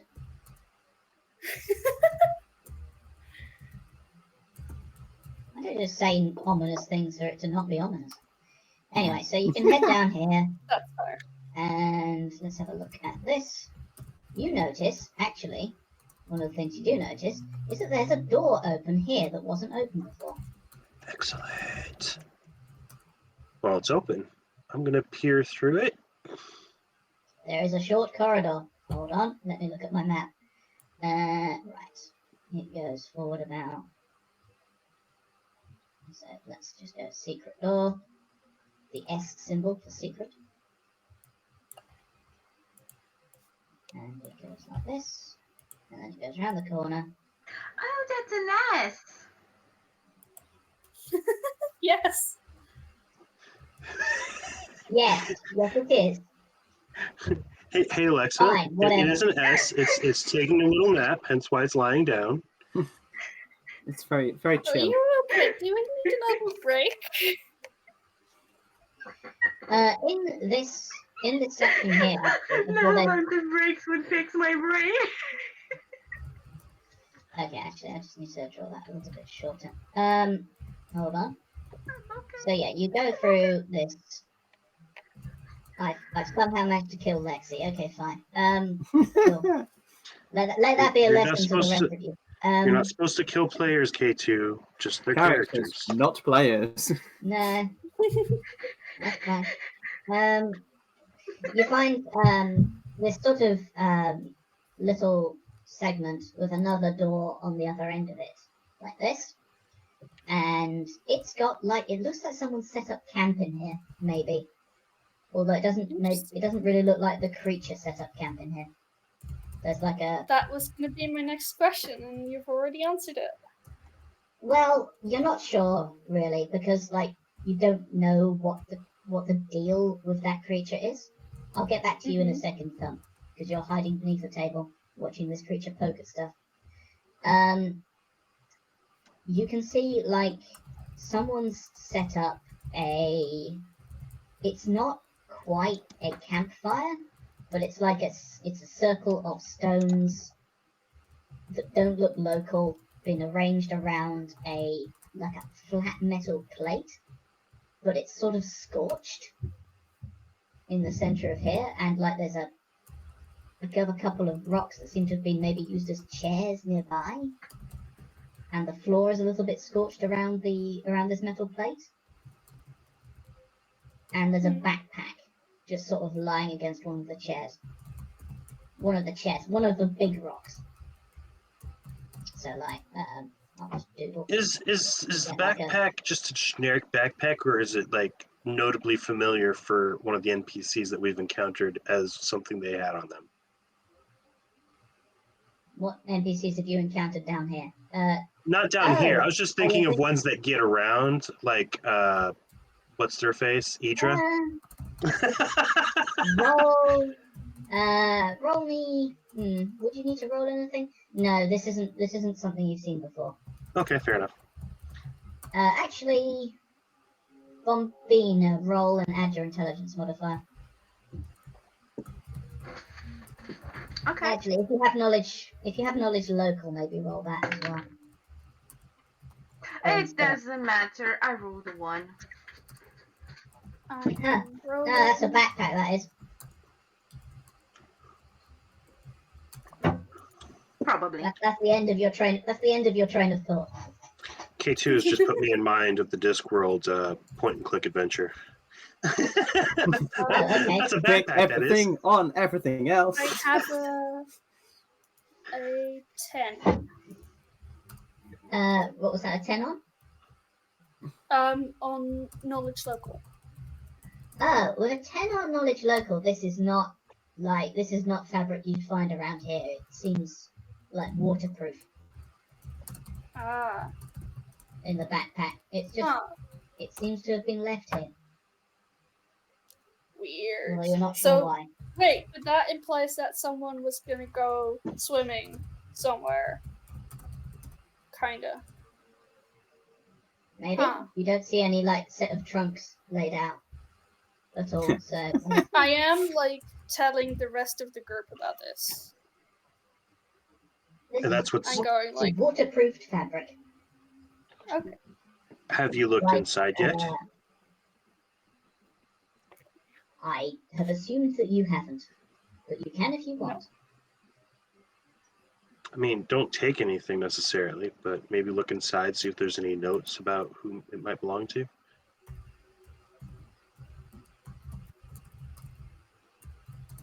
Do you want me to do that? I can do that. Well, you're already looking at the fabric. You might as well, right? Sure. Okay. What's inside the backpack?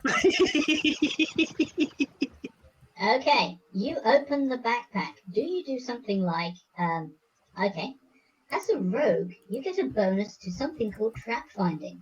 And far Yes, be it from maybe. me to Yes, help I again. should. I'm not going to give you this warning more than a few times, because you're new to this system.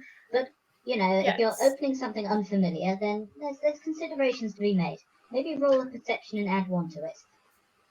There's a skill, there's an ability that rogues get later that's called trap. It's called something like trap spotting, where it means that I tell you when to roll to tell if there's a trap. That's if it's really within like 10 useful. feet of you. My roll Yes, is it is a very useful flat ability. 20 because You I rolled have like you rolled perception a. trap finding.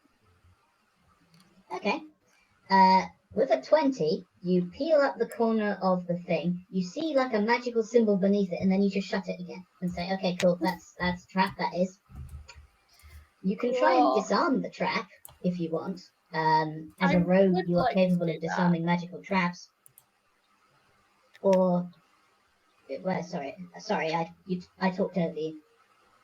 I would like to do that, but I don't see a skill on my in my list. Disable device. You get a +1. It should be on here. But it's not. Right. I gave you the alternate version of the sheet. Did you put skill ranks in disable device? I thought you probably would have. Yeah, me too. That's why I feel like it should be on here. Well, disable device is a dexterity skill. You have 1 rank in it, I'm going to assume. We will get back to this later and maybe go over your sheet and think about things. Yes. So that's a +3. And then you get a +3 because it's a class skill, definitely. And then you get an extra +1 because you are disarming a trap. Cool. Oh, Shard has a creature. I do. So that's a It's a brontosaurus. +7. Correct? Did I count it up right? Sorry, I was talking. I was being distracted in the middle of you talking about your important numbers. Sorry. Was it a +7 in total? So it's your dexterity bonus, +1, +3, +1 again. So yes. No, That's it's a +8 actually. Yeah. Okay. So that's I had rolled a 4, so that's a 12. Unfortunately, you do not succeed. That's fair. I'm just very quickly going to check at what level of disable device it goes off if you fail. Because if you fail by like 5 or more, I think. Sorry, you got like what was that number again? That was a 12. With a 12, disable a thing. There is a reason why I pointed the rogue at the bag instead of doing it myself. Right. Failing by 5 or more, something goes wrong. If the device is a trap, you spring it. So you very carefully go in, you lift up the thing, you accidentally read it, and it says, "This bag belongs to Please Die." And suddenly you're on fire. This bag belongs to Please Die? Well. I love that this is the reading the spell out loud sort of trap. That's amazing. You don't have to read it out loud. You just have to read it. Yeah. I'm gonna laugh at Please Die is their actual name. I see them. It's on fire. I guess can I stop, drop, and roll at this point because I do have acrobatics. You have to make a reflex save. Mm-hmm. This is not quite. Chrono in chat is saying I prepared explosive runes this morning. This is not actually explosive runes because explosive runes would definitely kill everyone. In the room. Oh, yes, that's the one. Explosive runes would explode. This just sets you on fire, which is slightly better for you. So a reflex save is 4 points of fire damage automatically, and have to make a reflex save. Your reflex save is Okay. dexterity based. It should be near the top of your sheet. It's one of your important saves. Yes, it says +5. So is that a D20? D20 plus 5. Also. And it's a first level spell. Let me very quickly work out. It's going to be. That is a 22 It's again. neither- I'm apparently Oh no, rolling Riggs. twice. Riggs, that's a You dangerous managed to question stop- to ask. Magoo neither prevents nor stop neither prevents nor exacerbates the fire. Midnight, you take 4 points of fire damage, which I've already mentioned, and Yes. you manage to leap back, stop, drop, and roll, and manage to put the fire out before it causes you any more damage. Oh, that's The very bag good. might not be trapped, or there could be more traps. Oh god. Or you could continue trying to poke into this poor innocent person's luggage. I Poor can't. innocent person. Poor innocent I person's need to trapped write- luggage. Well, not very innocent, but you know, certainly some sort of spellcaster maybe. Notebook. I can't write down my health on my sheet, so I need to write it down somewhere else. Okay, Midnight is getting hurt, but in a sort of Yes. abstract way. This is before the hurt hits. Pain is on the stack, as they say. So, actually, let's pop back to Thump. Thump, this creature is still poking at the wall. It seems to be very carefully examining the stones and the warmth between them, and about the area where these goo creatures oozed out of the wall. After a second or two, after maybe a minute, I will say, meanwhile someone's on fire at a distance, maybe you hear a yelp from a great distance and go like, okay. You hear Yeah, a that's probably hiss, fine. Like, and you smell burnt hair. distant wafts of burnt cat. Anyway, you hear after a few seconds, after maybe a minute or so, a voice in your head, like someone whispering to you from just behind your eyes. It appears these creatures erased or disrupted part of the stabilization working. And the creature prods at the wall again. The folds of this space partially collapsed, and we were trapped in a room without exits.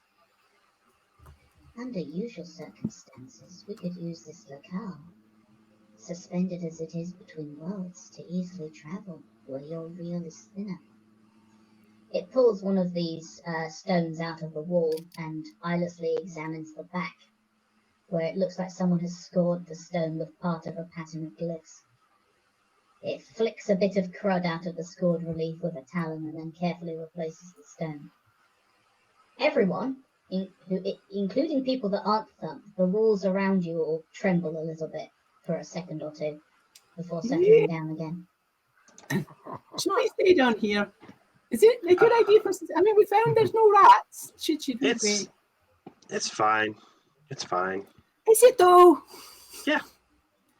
Why? I'm not worried about the trembling. It's not going to really help because I don't have any like med kit or anything like that, but because of the burns, I am Midnight. Would you like me to at least try to help cool the burns down a little bit? Yes, please.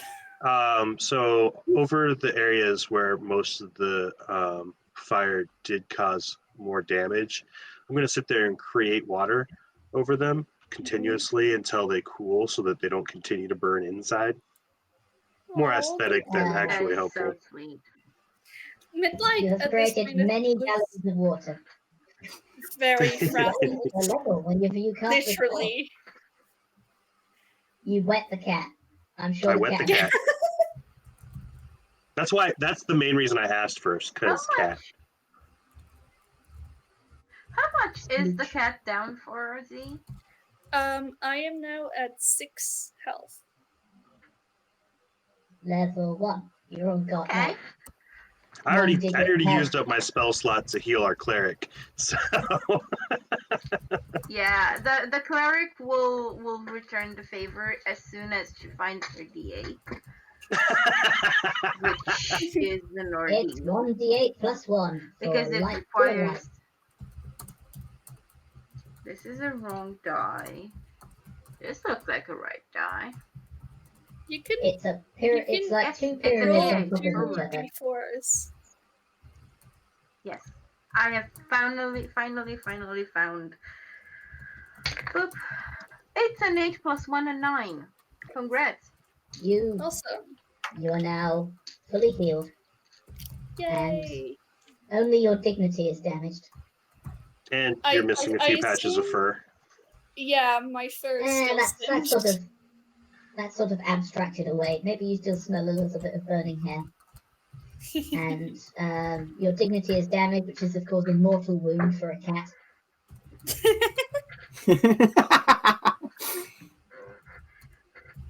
And yeah, Thump is still watching a creature prod on the wall and occasionally pull out stones and poke at them a bit.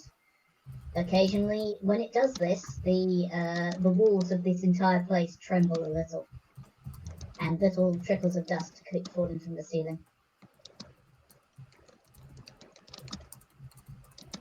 Everyone else, you are in a room with a little campfire and a rucksack that has set one of you on fire. I'm gonna go and maybe it contains more surprises. maybe it does. Would Can we like do that in a blow that up in a controlled explosion or something like that? Maybe. Oh no. I'm going to take my. I think the controlled explosion was our cat. You like that, Midnight? I think so. Maybe I should check it again just to make sure. Yeah. I'm gonna take my. So poke I it. am. Okay. Okay. I mean, I I've got don't mage think hand. Like. I don't want any of you to also catch fire. Oh god, no. Midnight is too frazzled. They roll a 6. It seems fine. I was just gonna open up the flap with my sword instead of touching it with my hands. Again, I've got mage hand if you want. Yeah. Yeah, I'm As far as you know, it is untrapped. You've sprung all the traps on it, as far as you can tell. I think this was what there was. I think this is it. Midnight I'm just doesn't know gonna that they rolled a 6. sit here in the corner and take a deep breath, if that's all right with everybody. Yeah, maybe have a little sit. Yes. All right, I'm gonna. So it's a cantrip, I think, mage hand. So I think I can just cast it as a bard. Yep. So I'm gonna like. Yep. From a distance, you can move it at will from a distance. So as long as I'm within 25 feet. So like Fergus will point his finger at the object and like try and lift it up and poke around inside it with the mage hand. Maybe try and lift it up and empty it out. Your mage hand approaches it and cannot find purchase on it. It just sort of doesn't work. I will note that mage hand does not work on magical objects. Okay, well now we know it's a magical object, unsurprisingly. Okay, like there are probably other ways for it to not work, but it could be heavier than. So like, Fergus is like swiping at the air, and like, I can't mage hand it. It's magic. That's cool. It's not doing anything. You're trying to move something around of your mind. You're doing the very standard psychic stance and putting both your your fingers on your temples. No, he's just waving his hand around like an idiot. Like, there's none of that Professor X nonsense here. Like, Tim is going to walk over to it and use their sword to flip up the top strap. Presumably it closed after. Well, I mean, it was probably, let's say it's buckled. It was buckled closed, but Midnight undid that before it set them on fire. So yeah, you can flip it open. It's a rucksack. No, nothing happens. No fire comes out of it again. You do not immediately die. I do not immediately die.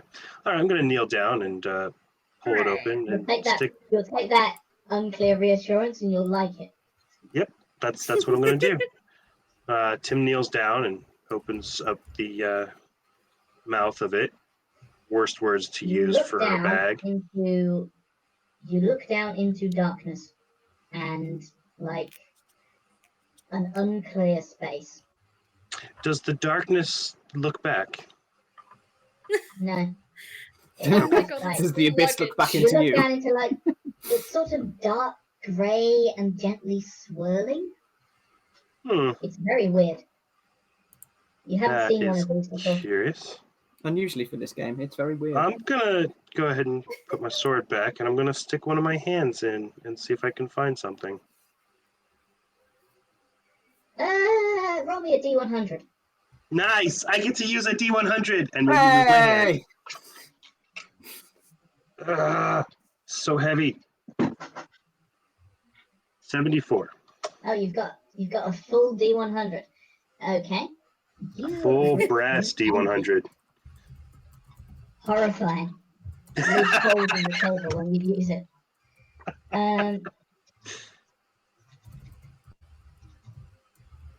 Okay, that was a 74, you say? Mm-hmm.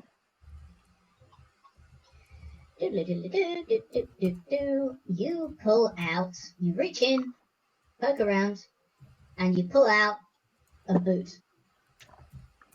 It's an odd looking boot actually.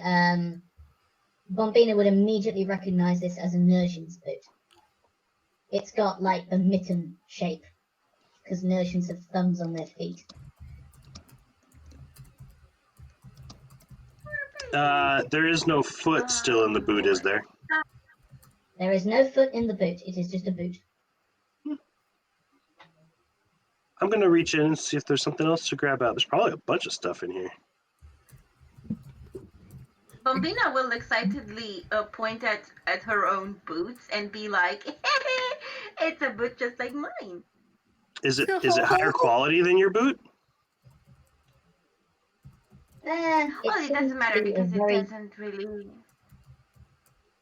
It seems to be quite good quality. It's quite well made. It's decorated quite nicely. You managed to find the other boot, in case you're wondering. That's the first thing you get if you stick your hand in again. Nice. Well, if you'd like a new pair of boots, they match. She will take the boots. She will not... What's that? She will boots? not wear Next them. one. She will just take them and hug them. Oh. Okay. I mean, they're good boots, but they're not that good. I think Tim is... So Tim actually likes to touch objects in general. It's kind of their thing. I mean, when they're walking down hallways, two of their arms are, reaching out and touching things. It's just a thing. Tim's going to sit down and just start pulling everything out of the backpack until nothing else comes out. You reach into this strange magical backpack and start pulling out stuff. It's just like there's a variety of different materials, there's bits and pieces, there's stuff that would indicate that maybe this is the person who set up the campfire. There's a number of different sized rocks for some reason.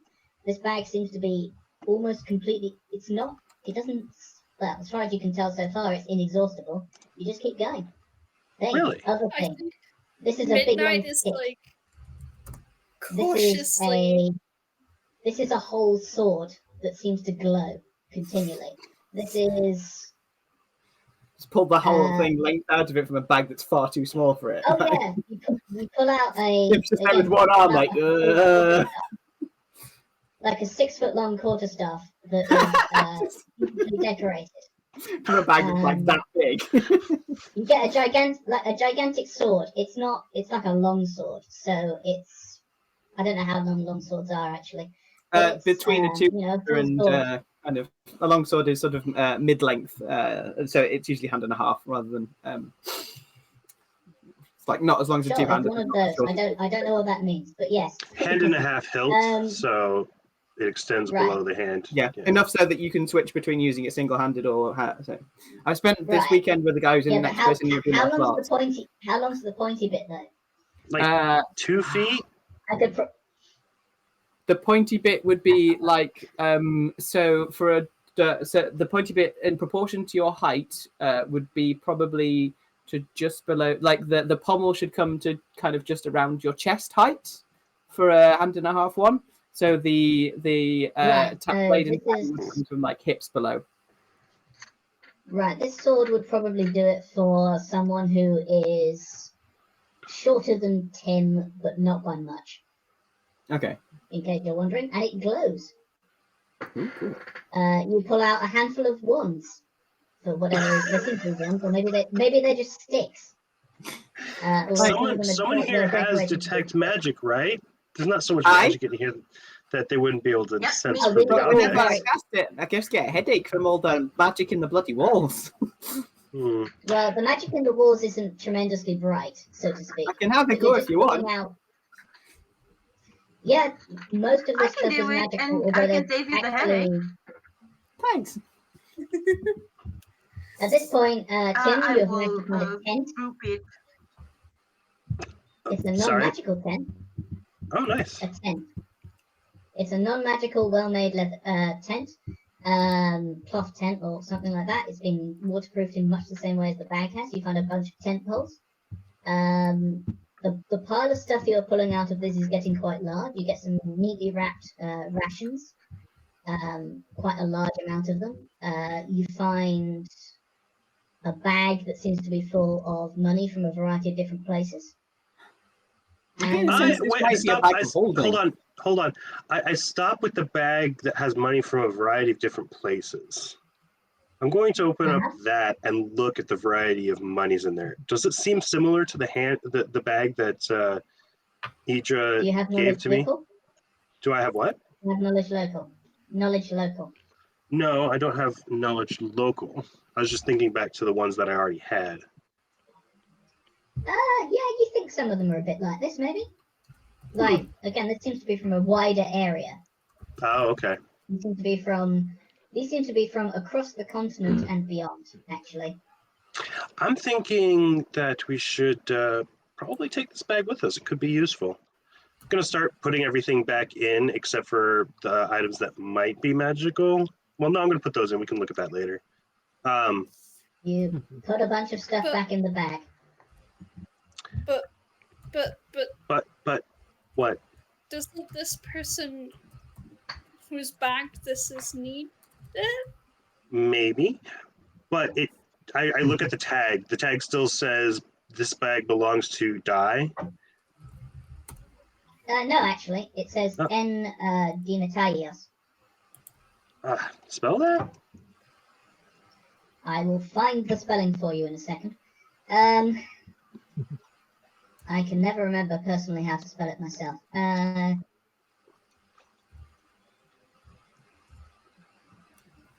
Let's see. It belongs to. Let me just pull out the slide deck and write this down for you.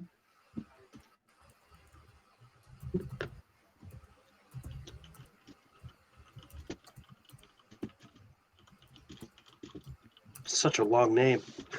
We'll get there. Oh, right, yes, there it is. Right.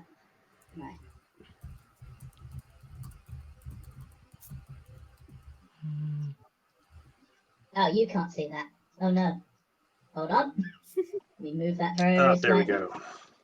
And Bombina would recognize that as a Notion surname. I think Midnight is gonna They're look Notion like over at Bombina to like get some kind of idea of what to do with this situation. Like, is Bombina upset about this? Does Bombina want to steal this person's stuff? I want to see if this person is here. Yeah, we'll just take the bag with And us. she will just scream. She will just call the guy's name. Hey, Mr. N, Mr. Demetarius. Hey. Hey, it could be a are Mrs. You here? Or a mix. It's not necessarily a guy. Yeah, I was trying to say mix or miss or something like that, but then my brain just my brain just blew screen. I wonder. I was like, yes, Mr. is the default, right? I'm gonna pull out a pad of paper and write a note to stick to the wall. Dear, we have your bag. We have your bag. This is our address. If you want to get it back, please Do you- see us at. Do you leave the campsite on the floor? Because you're not sure, but you think it might have come from the bag. Yeah, I think it came from the bag. I'm gonna put the campsite into the bag, including the chairs. Okay. You put a handful of rocks and a strange metal plate. The metal plate is warm to the touch, but not hot. Nice. But it's much warmer than the environment would suggest, so maybe it can be turned up in some way. You're not See, sure. Midnight, Anyway, if they ever come back here to this campsite, provided that they're not dead, they'll know where to find their stuff. Until then, we now have some useful gear in case we go outside of the city to find stuff. K2. Midnight looks very relieved. Still singed, Really? but relieved. I'll let Z Yes. finish. Hello? So was there a layer of dust on this stuff? How long had it been down there? No. Had it been dripped on? Like the thing The- that's warm, the is it the ceiling here warmth doesn't that's really- recently left, or is it the warmth of something that's magically warm all the time? That seems to be the warmth of something that's magically warm all the time. This place is not dusty. You can actually, any of you could roll survival. Okay. Say, to examine the area for clues, so to speak. Basically, how survival- long has it been discarded for? Yeah, survival will tell you stuff, and perception will tell you slightly different stuff. Sadly, that is wisdom, so I have a -2. I only rolled And a just 9. got 11.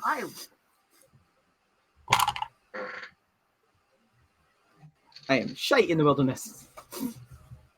What was that? Someone said a number, I think. 11 in my case. I got a 9 from Tim. Tim, the stealer of things. I'm not stealing anything. I'm borrowing until it is claimed. Perception. Taking it to lost property. 3. That's 15. No. Yeah, Okay. 15 for me. Over 15, you notice Perception actually around. 25. Holy Okay, shit. over 15, you notice some scuffs and stuff in the dirt, dust here. You notice actually also that none of this stuff is very dusty compared to the rest of the stuff in here. This place isn't super duper damp, so it's not like anything would have dripped on it. That the only dust you can find on this is the dust that has fallen from the ceiling in the past 2 minutes. So it's been basically. recently made. Because What this I'm place- concerned about is that this camp is actually the weird alien dude's camp, who's just left temporarily to inspect the wall.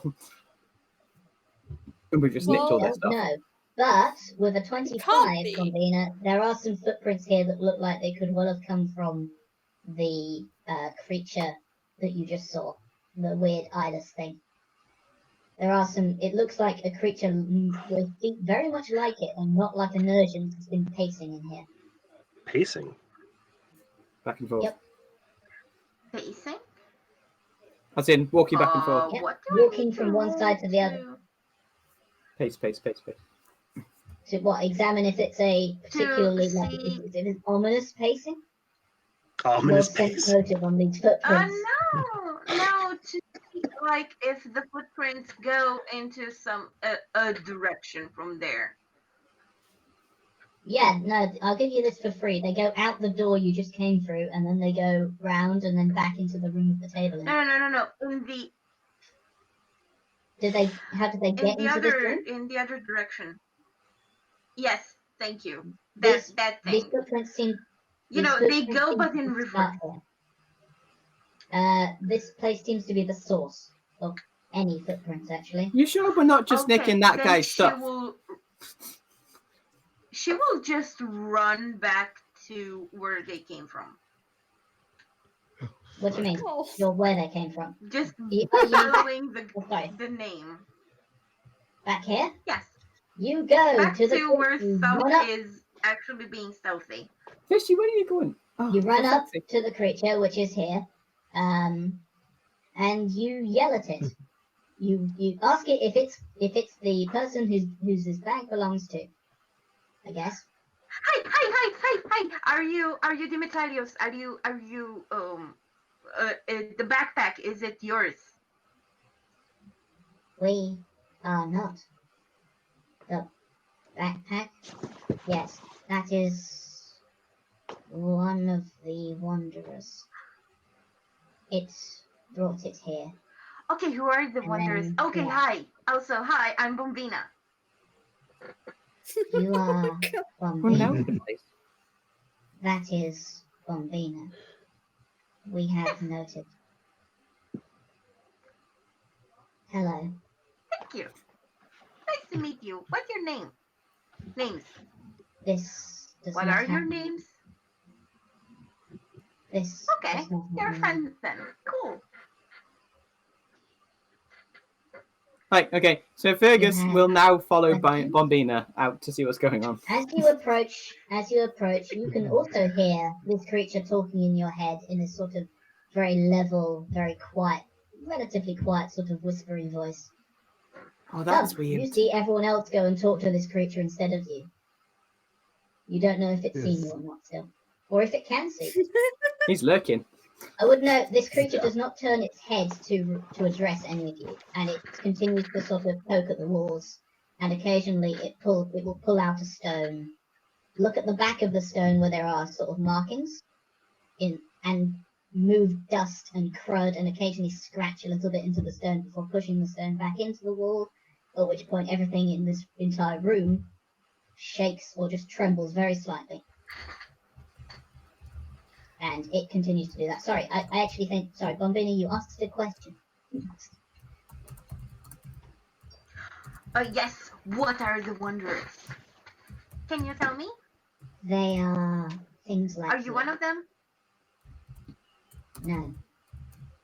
This is a thing like it is. You are a thing like that Bombina or that Bombina. It points at Fergus. Or that Bombina behind the table over there. It points at Fergus just directly. And it's not even turning its head. It will jerk its thumb back over its shoulder at Bombina, and then at Fergus, and then it will point at thumb. This Bombina's As if it called knows Fergus.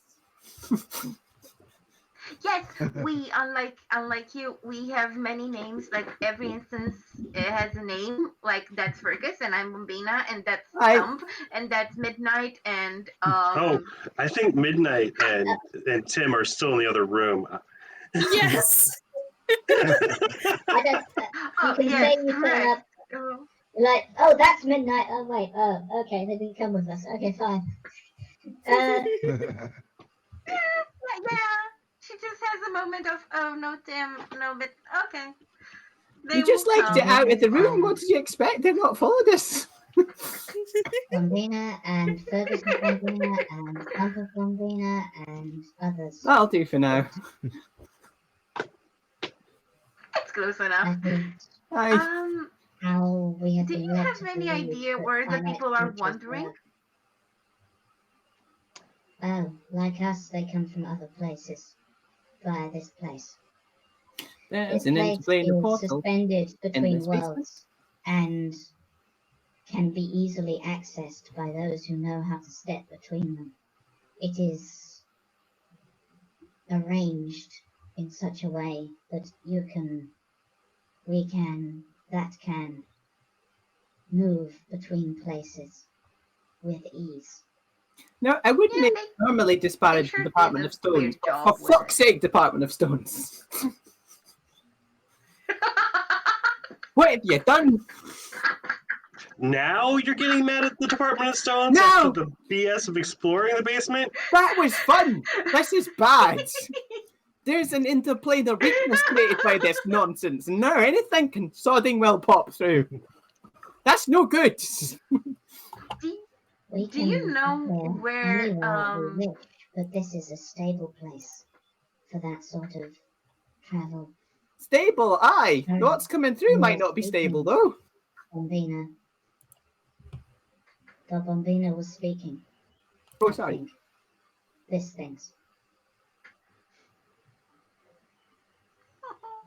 Sorry, Bombina was asking a question. I was.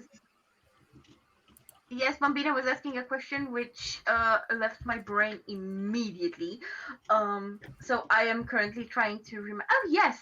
Do you know if there is like a place around here that actually has an entrance where you can just, people, creatures like you can We do not step into? travel. We do not travel through this place by the ways that your people, the bipeds and the other bombinas do. You open a portal, right? Yes. What? Right? You open a door between here and there.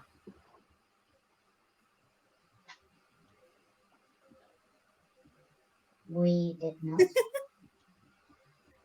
You found a door between here and there. Do you know if the Wanderers did it though? The Wanderers travel.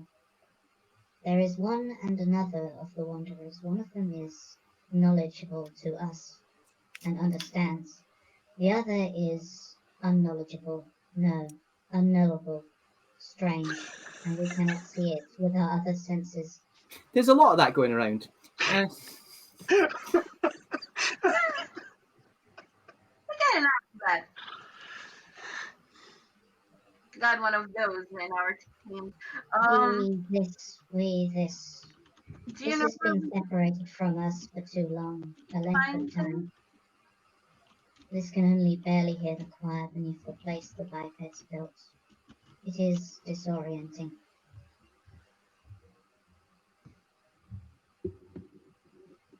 You have questions?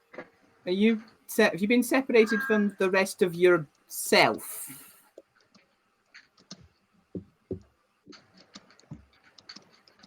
This can no longer feel the direction to the hive to our libraries.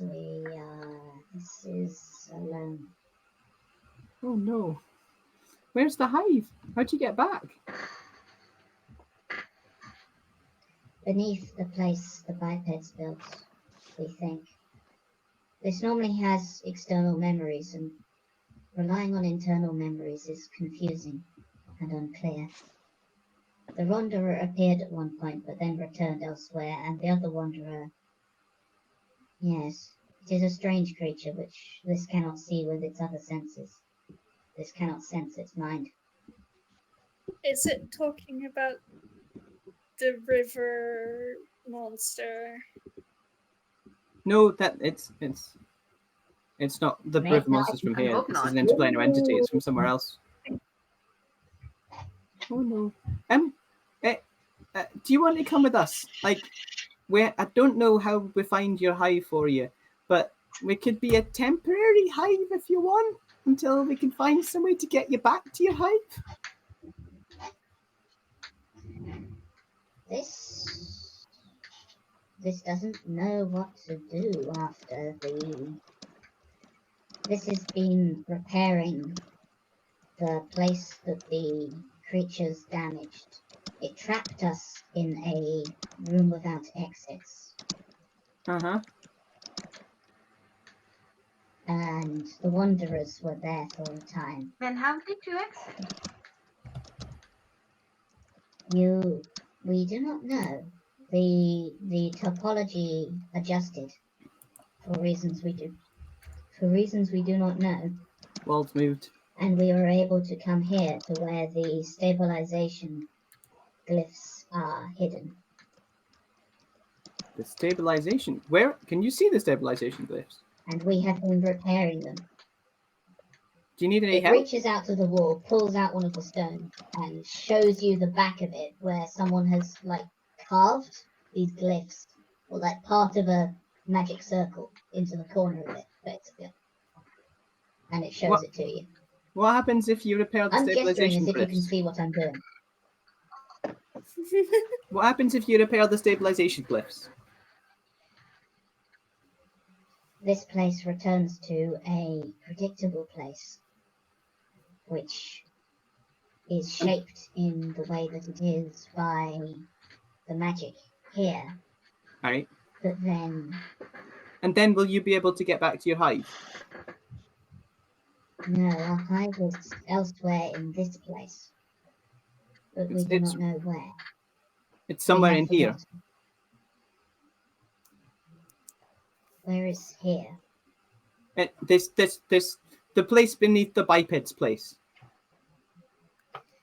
This is not the place beneath the biped's place. The place the biped's built is a large place full of singing minds that all whisper continually. It I is think it's interesting and full of talking memories that are fascinating. about the temple. It has to be talking about the temple. Aye. That's bad. But the us that came here with our libraries set them up deep, and thus so Aye. it Do you seems want to be help quite preparing the glyph then? confused, and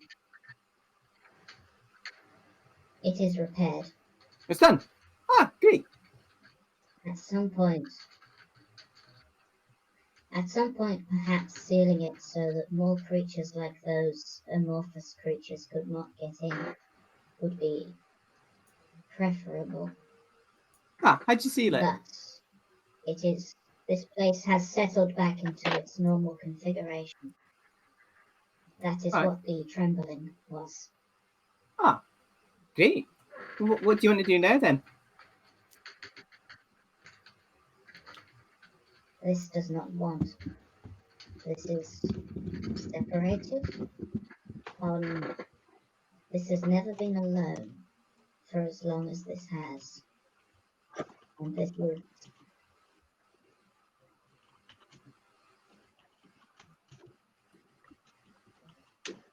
With the hive.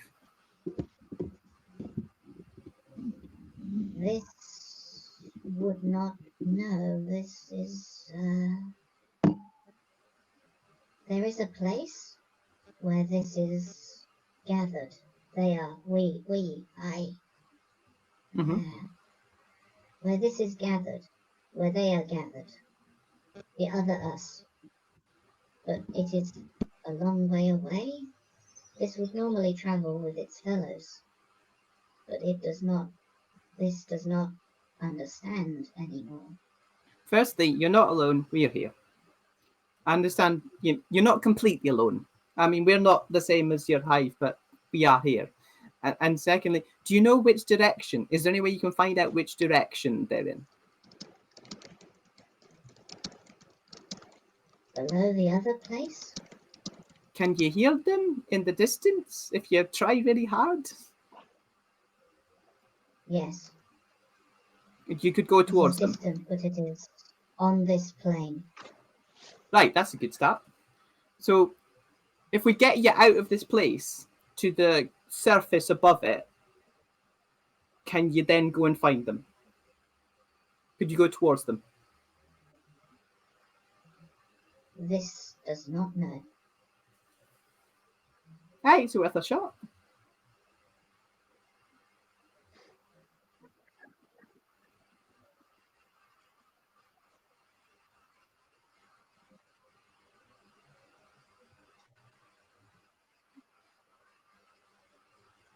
Other bipeds live in the other place, the place that the bipeds built along the river. And below that is... This does not know the names that bipeds give places. That information would be known to us if we were in the right place. Can you find the right place? There is where we keep our libraries. They have all our knowledge in them, and they can tell us what things are called that are irrelevant otherwise. Where are the libraries? In relation to where we are now? The center of our hives. The center of your hives. And where's your hive in relation to where we are now? This doesn't know. Okay. Hey, But space and direction, this will just follow its fellows. But you can hear them. Distantly. Could you go towards them?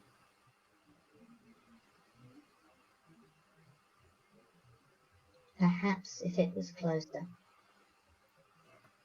Okay. Hey. Bombina, is there anything else we need to do down here? Doing things meanwhile? Yeah. I'm sorry. Are Tim and Midnight doing things in the meantime? I think Tim and Midnight are doing things. Just Does Midnight think that Tim and Midnight are doing things? Stuffing everything into a sack and just leaving. Making it. So Midnight, do you want to give that door a test to see if there's any traps? Testing a door for traps is a perception check. Z, are you still there? Oh no. I've been talking this whole time with Oh no! my phone muted. Oh no! It's fine. Are you muted? Oh no, do we have like... Yeah. Oh no. I wasn't saying anything intelligent, so it's fine. Buddy. Do you want to go and check for traps on that door while everyone else is wandering around? Yes. Also, I have to say this is incredibly cute to see Ferguson and Bobina trying to figure this out. Yes, it is. All I'm thinking is the answers that they're getting. It's just a physics answer, but it's a very difficult, multi-dimensional.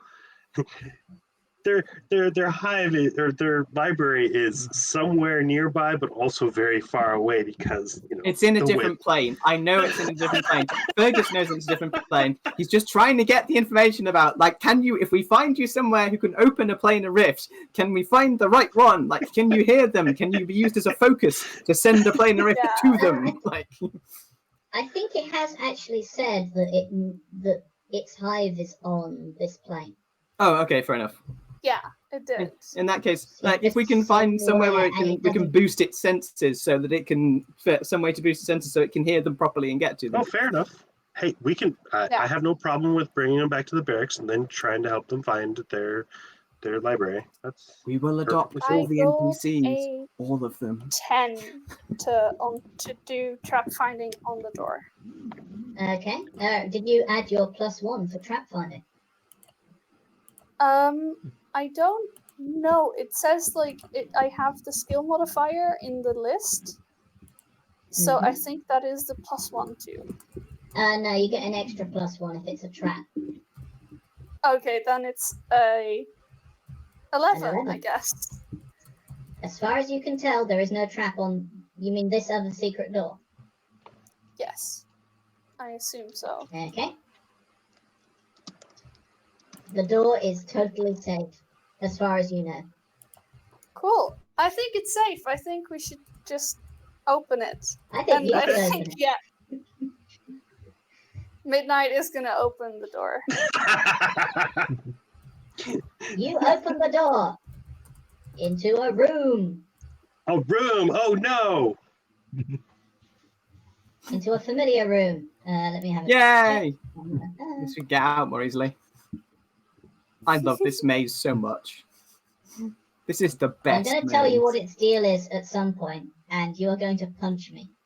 No, I'm not. It's too good.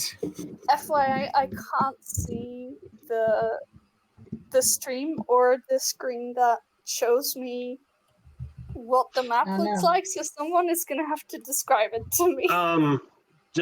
Do you have... Some sort of fractal. It's a fractal. Do you have VC up on your phone? Because it is being shared over VC, so it should be... It does, but I'm seeing everyone instead of the thing. And I don't know interesting. how to... We're just so beautiful. You are. You're all very lovely people.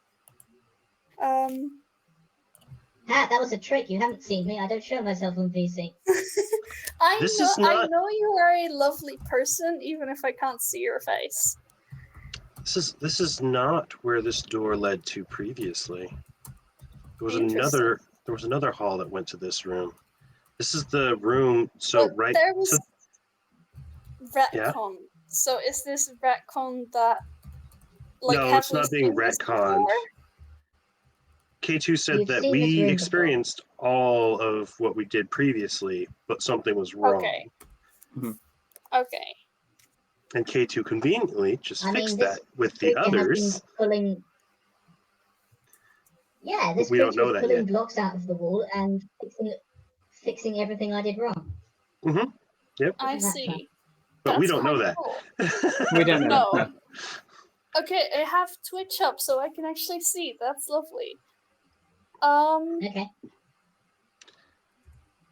Yeah, You this seem to be is in some sort of location. the exit is to the left. This was a different. Should we? I think Midnight is literally standing in the door opening, looking at him like, should we go in or should we wait for the others? Well, maybe they maybe found get something involved. else. I think Bombina went after that creature because the creature came from this room. Yeah, and Maybe they it haven't was come stuck back. in here until we did something to those creatures because everything rumbled after we killed them. I think this is motivated meta reasoning, but yes, go ahead. Well, I think Timing Midnight is, and like, rationality. gonna shake themselves and be like, I am a confident cat. I'm going to explore this room and All like right. walk Daily in. cat affirmations. I will stand here and watch I for am a traps. confident cat. I am the most cat that ever catted. You notice that for some reason down this corridor you can see this room here. Mm-hmm.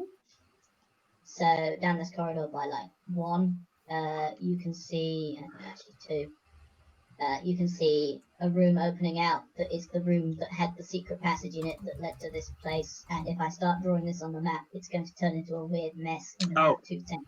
Well, while You mean she's the fountains? No, this room here.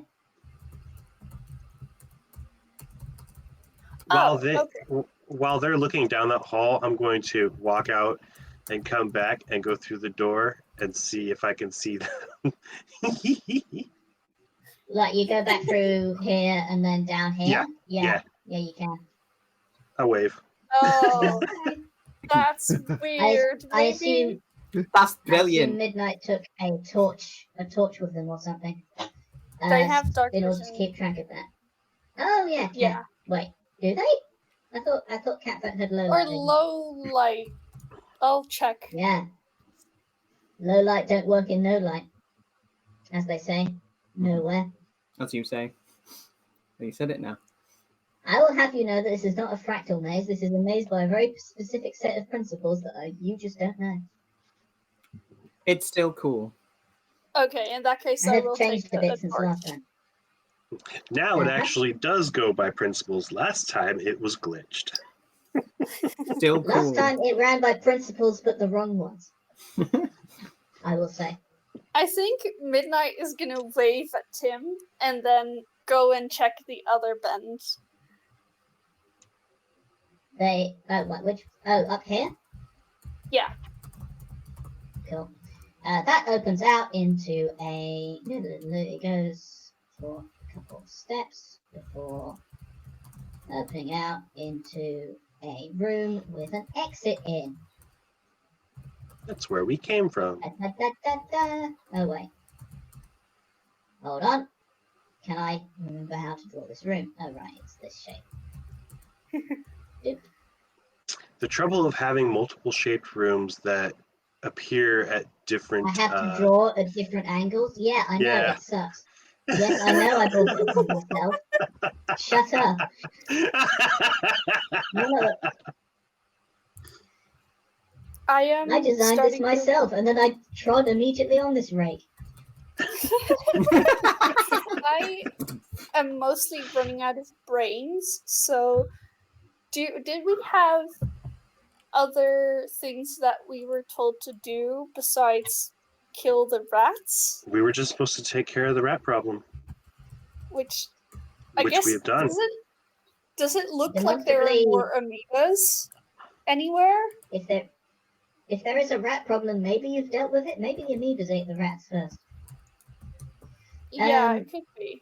You do not see any obvious signs of these weird creatures, or any more of those weird creatures. But, you know, this place is full of surprises, apparently.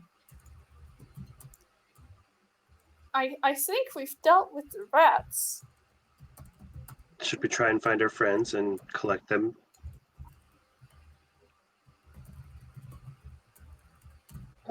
I think wait, so, this is yes. cutting back.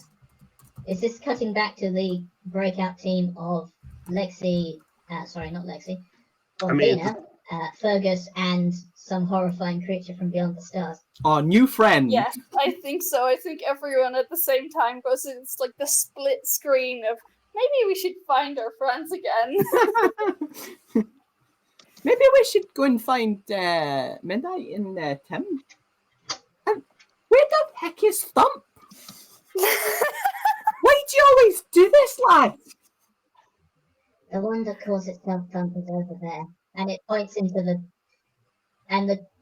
one that calls itself Thump is over there, and it points into the darkness. Fergus turns towards the apparent darkness and goes, "Why do you always do this?" Thump, in case you're wondering, it's pointing directly. It's pointing without even turning its face in your direction. It points directly between your eyes, from like across the room. Wow. It seems to know exactly where you are. It's I regret to inform, this creature can see in the dark. Or see? Is sight what's involved? Hard to say. I think if Midnight and Tim are like rounding the corner to come see what's going on. Yeah, you can. Midnight is going to be the corridor. Oh, the corridor. Who are and you? This creature talking to well, you can see Bombina and Fergus talking to a thing, the same thing as before. The back of its head. What would have happened if one of the players was playing a character that punched things first? You might not all have died.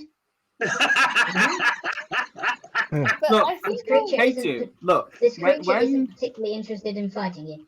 When an otherwise entirely unassuming creature with lots of teeth doesn't attack you and is more interested in something else, only the maddest of beings just lamps it. And even I am not that kind of murder monkey. You could think it was gross and therefore probably evil. I think the party isn't like that. We are all too friendly. We are precious beings who love everything, regardless of how icky it is. Is this not clear already? I will say it. I didn't expect you to try and fight it, especially because it wasn't going to be violent at you. Anyway. Yeah. So, legit. Fergus and Bombina are talking to this weird creature, and the weird creature is whispering back. And as you get closer, you can hear it in your head, Midnight. And Fergus is yelling at an apparent patch of darkness.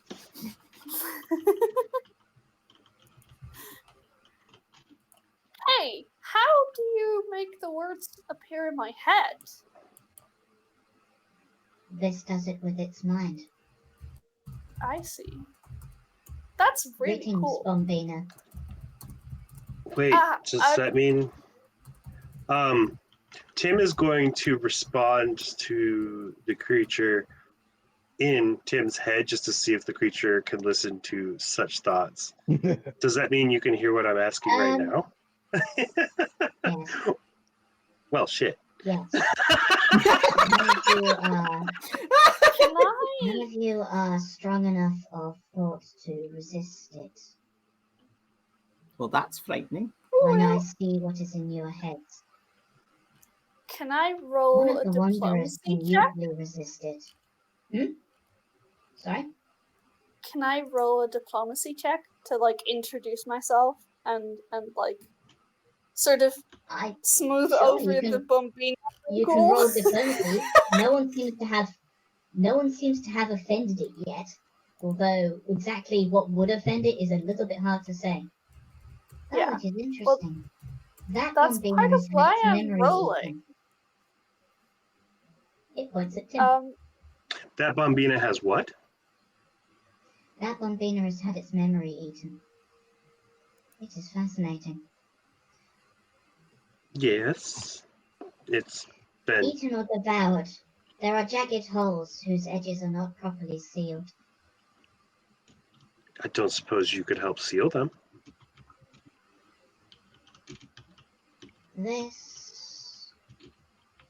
It will take a few steps towards you and reach out with its horrible-looking fingers and try and grab you by the side of the head. You can take a step back or avoid this in some way. Tim just blinks at it and stands still. It grabs you by the side of its head and just brings its head up until its forehead is touching yours. What's your will save, Tim?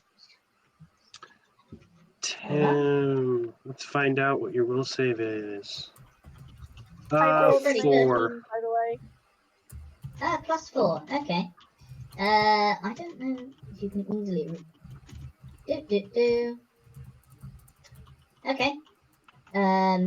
You can choose not to resist this if you want. I would also normally tell you if this was a harmless effect. I'm not going to tell you that now. If this effect could be harmless or not harmless. Yeah, no, I assumed that it potentially could be harmful, but I asked for it. I basically asked if it could fix the holes. So, no, I'm not going to resist. Tim would like to not have holes in memory.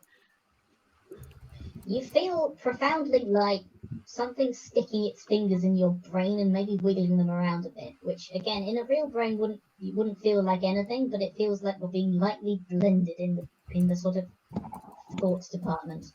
Like you're thinking a bunch of things at once, like little intrusive thoughts or whispers. They're not fully realized. And then it pulls its head away. You do not have any more memories than you did, but this has smoothed the edges. It will cause you less distress, perhaps. Well, thanks for trying. What were you rolling for, Z? I rolled a diplomacy check to, like, I think mostly to, like, introduce ourselves properly and, like, explain who we are. Well, diplomacy is more like, would be more often used for, like, asking someone for a favor. This, the creature doesn't seem, like, just explaining who you are doesn't require a roll at all. You can just tell it. Mm-hmm. But if you want to, like, also, cause that to have a certain effect, I guess that's what diplomacy is for. Mm-hmm. Or are you trying to, like, smooth things over or try and get it to think a certain way? Again, diplomacy is like, it's more manipulative or like more goal driven. Yeah, well, in that than case, just like I'm saying, sorry. hey, I'm thingy and this is thingy and this is other thingy, and it goes and ignores you. The rest of you are bombinas with names, which is weird. I don't have enough brain to, like, actually put it into actual words, but I think Midnight is gonna be like, hey, so we're not all bombinas. There is one bombina, and we are all separate entities with different names and identities. What is the group of you called? Our collective name is that whatever squad it was. I can't remember. Is it the 13th squad? 17th. 17th squad, that's the one. Our collective name is the 17th squad. Okay, 17th squad, Midnight Whisper. That's sort of like, yeah. This has met you. It's nice to meet you. Can we help you in any way? Because it seems you're lost. Did I understand that right? This is apart from itself. This is apart from we, and this does not know where to find we. do you want help with finding you? That is a question we do not know how to answer. Okay. This does not naturally have volition. I But see. this is lost. Yeah, it's a problem. Yes.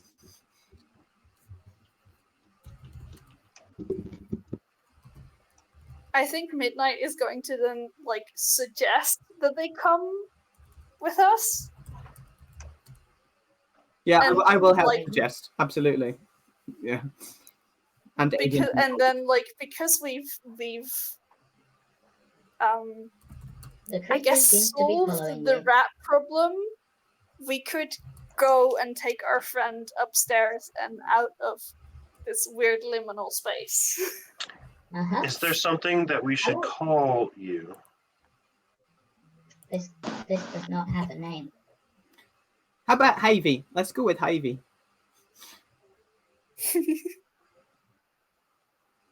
Or we can This- call it this if it is uncomfortable with names. Names are for without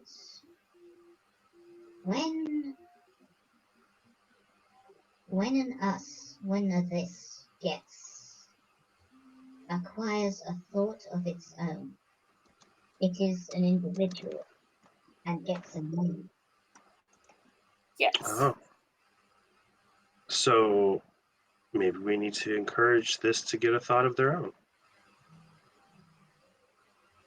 Do you wish to follow us up to the surface until we can find a way to bring you to them?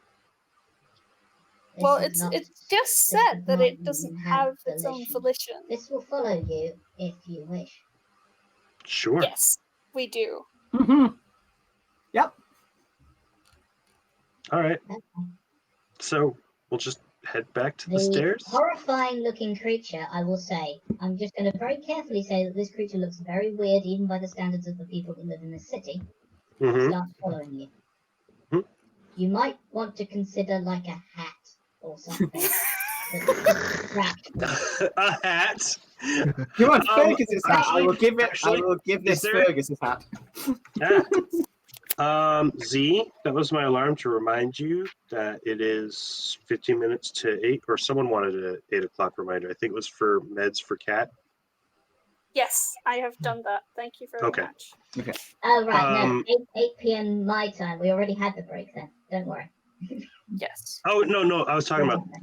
sorry, I have numbers and statements. This was a 15 time minutes that to 10.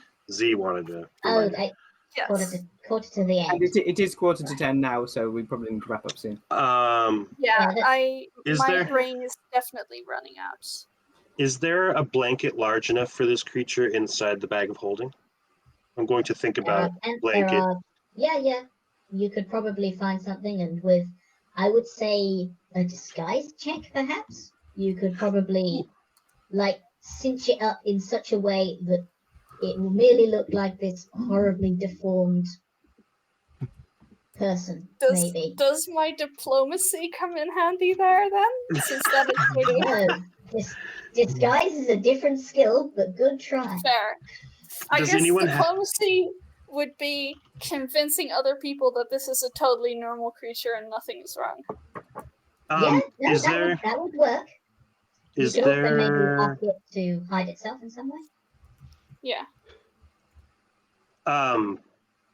does anyone have Oh. disguise as a skill? I think you can use it untrained, but it's a charisma skill. Yes, actually, because I have mean- Hecka, untrained, and I've got a fairly good charisma bonus as well. So You can like, also like aid 3. each other if you want. I think I- maybe Fergus and I should do that together because I do also have a +2 in charisma. Yeah. I'll aid. Oh, right, yes. Knight is saying it's generous of me to recommend these things to you. Some of these people are new players, and I want to make sure. Also, It's some of us if we were playing a different game, I would maybe ask them to roll a having an idea. They are very merciful to us. yes, and like some of us don't Never have ask- brains, and would probably think of these things, but need a little nudge. That's fine. Never ask me for anything ever again. Oh no. Okay. Okay, right. So We're yeah, rolling for the how side. do we? You can aid each other with a difficulty 10 Okay. roll of the same type. So if any of the rest of you want to roll and add your charisma bonus, or a charisma modifier as a bonus, and if you get a 10 or above, you will give Fergus a +2, and that stacks basically forever. I Aid I rolled another it. is a very useful thing. Oh, sorry. I mean, 18. I've rolled a 20. Fergus has rolled a 19, Very- therefore getting a 22. +2 because I rolled a 10. Add another +2. Add another +2. So that's +4 so far from all the aids that 26, people are yeah. giving you. That We're came really out good at this. phrased oddly, but sure. From all the aid that people are providing you. Is anyone else helping? I think you're probably fine in terms of the aid you have received. You managed to just put the blanket over the creature, pin it beneath its face, and just sort of, it doesn't seem to care about being able to see, so you just sort of flop it down over its face entirely. and it just looks like someone who it looks Wrapped up very really weird, warm. but not horrifying split-jawed thingy with big long creepy fingers. So yeah, It's you now know, like maybe it's like a slightly misshapen doctor thing now. Like honestly, it could possibly pass as a Dr. Man who has been covered in fabric for some reason. yeah. You look really non-terrifying. That's great. Because Dr. Man, the Dr. Man are not terrifying at all. Right. No, Well, the exactly. Dr. Men are terrifying, but you expect them to be around. Yes.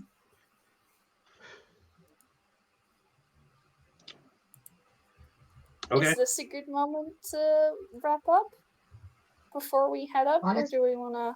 Honestly, I think I could say you head out and you tell the Dr. Man who's still standing outside. Yeah, we think we've solved it. We killed some amoebas and also poked something until something was fixed. Don't worry about it. Please send the check in the mail. Yeah, that sounds about right. Finally, we get to say don't worry about it. Yeah, you know, it's probably fine. We killed a bunch of creatures in there, and Where's the rats, by the way? if there's also still a rat infestation, you had bigger problems, and we made them smaller. If you see any more rats, call us again, I guess. Mm-hmm. Yep. But this was a good job, day's work, whatever, and oh, sorry.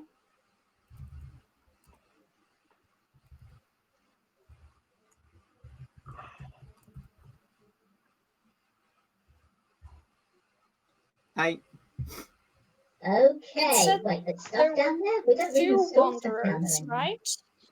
So there might still be a person. A person might show up. Yeah, I left a note with our address. I didn't put the name of the person because someone could show up pretending to have that name and just ask for the stuff, and that's not cool. Yeah, you want to verify it in some way. Did you have a bag that would set whoever opened it on fire? Why? If you said, please don't do that again. Backpack, before we give you the backpack back, we need to now light you on fire. Fair's Are you fair. okay? It's like, what sort of mind comes up with that? But no, if that is all that, yeah, and you set off with a job completed and completed for you. You defeated, in case you're wondering, I'm going to try and keep track of this somewhere, but actually no, I can say this. You defeated 3 challenge ratings of 1, because that's what those creatures were.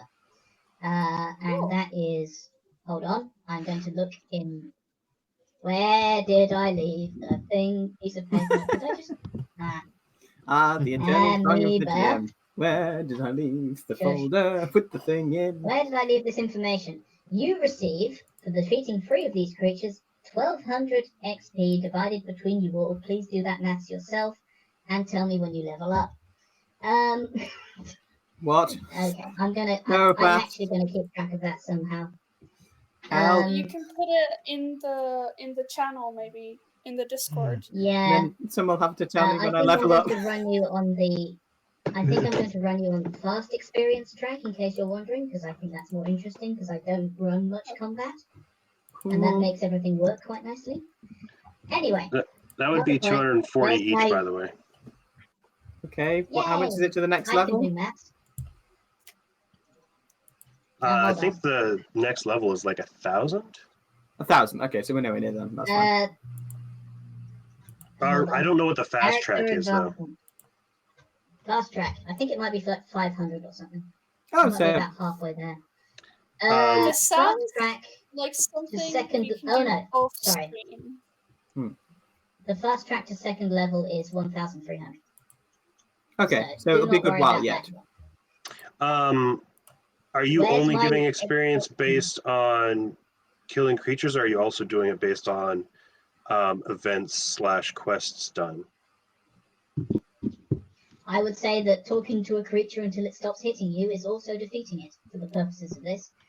Sure. And I may also give you other XP, and I will mention that when it happens. Okay. With that aside, I will run the closing crawl, and we can all flee back to our deep dark caves. Then I will. Yay! Not to be phoned by my mother. That's it for today. I hope you enjoyed it. Full Coming up face next- first into my bed. Fair enough.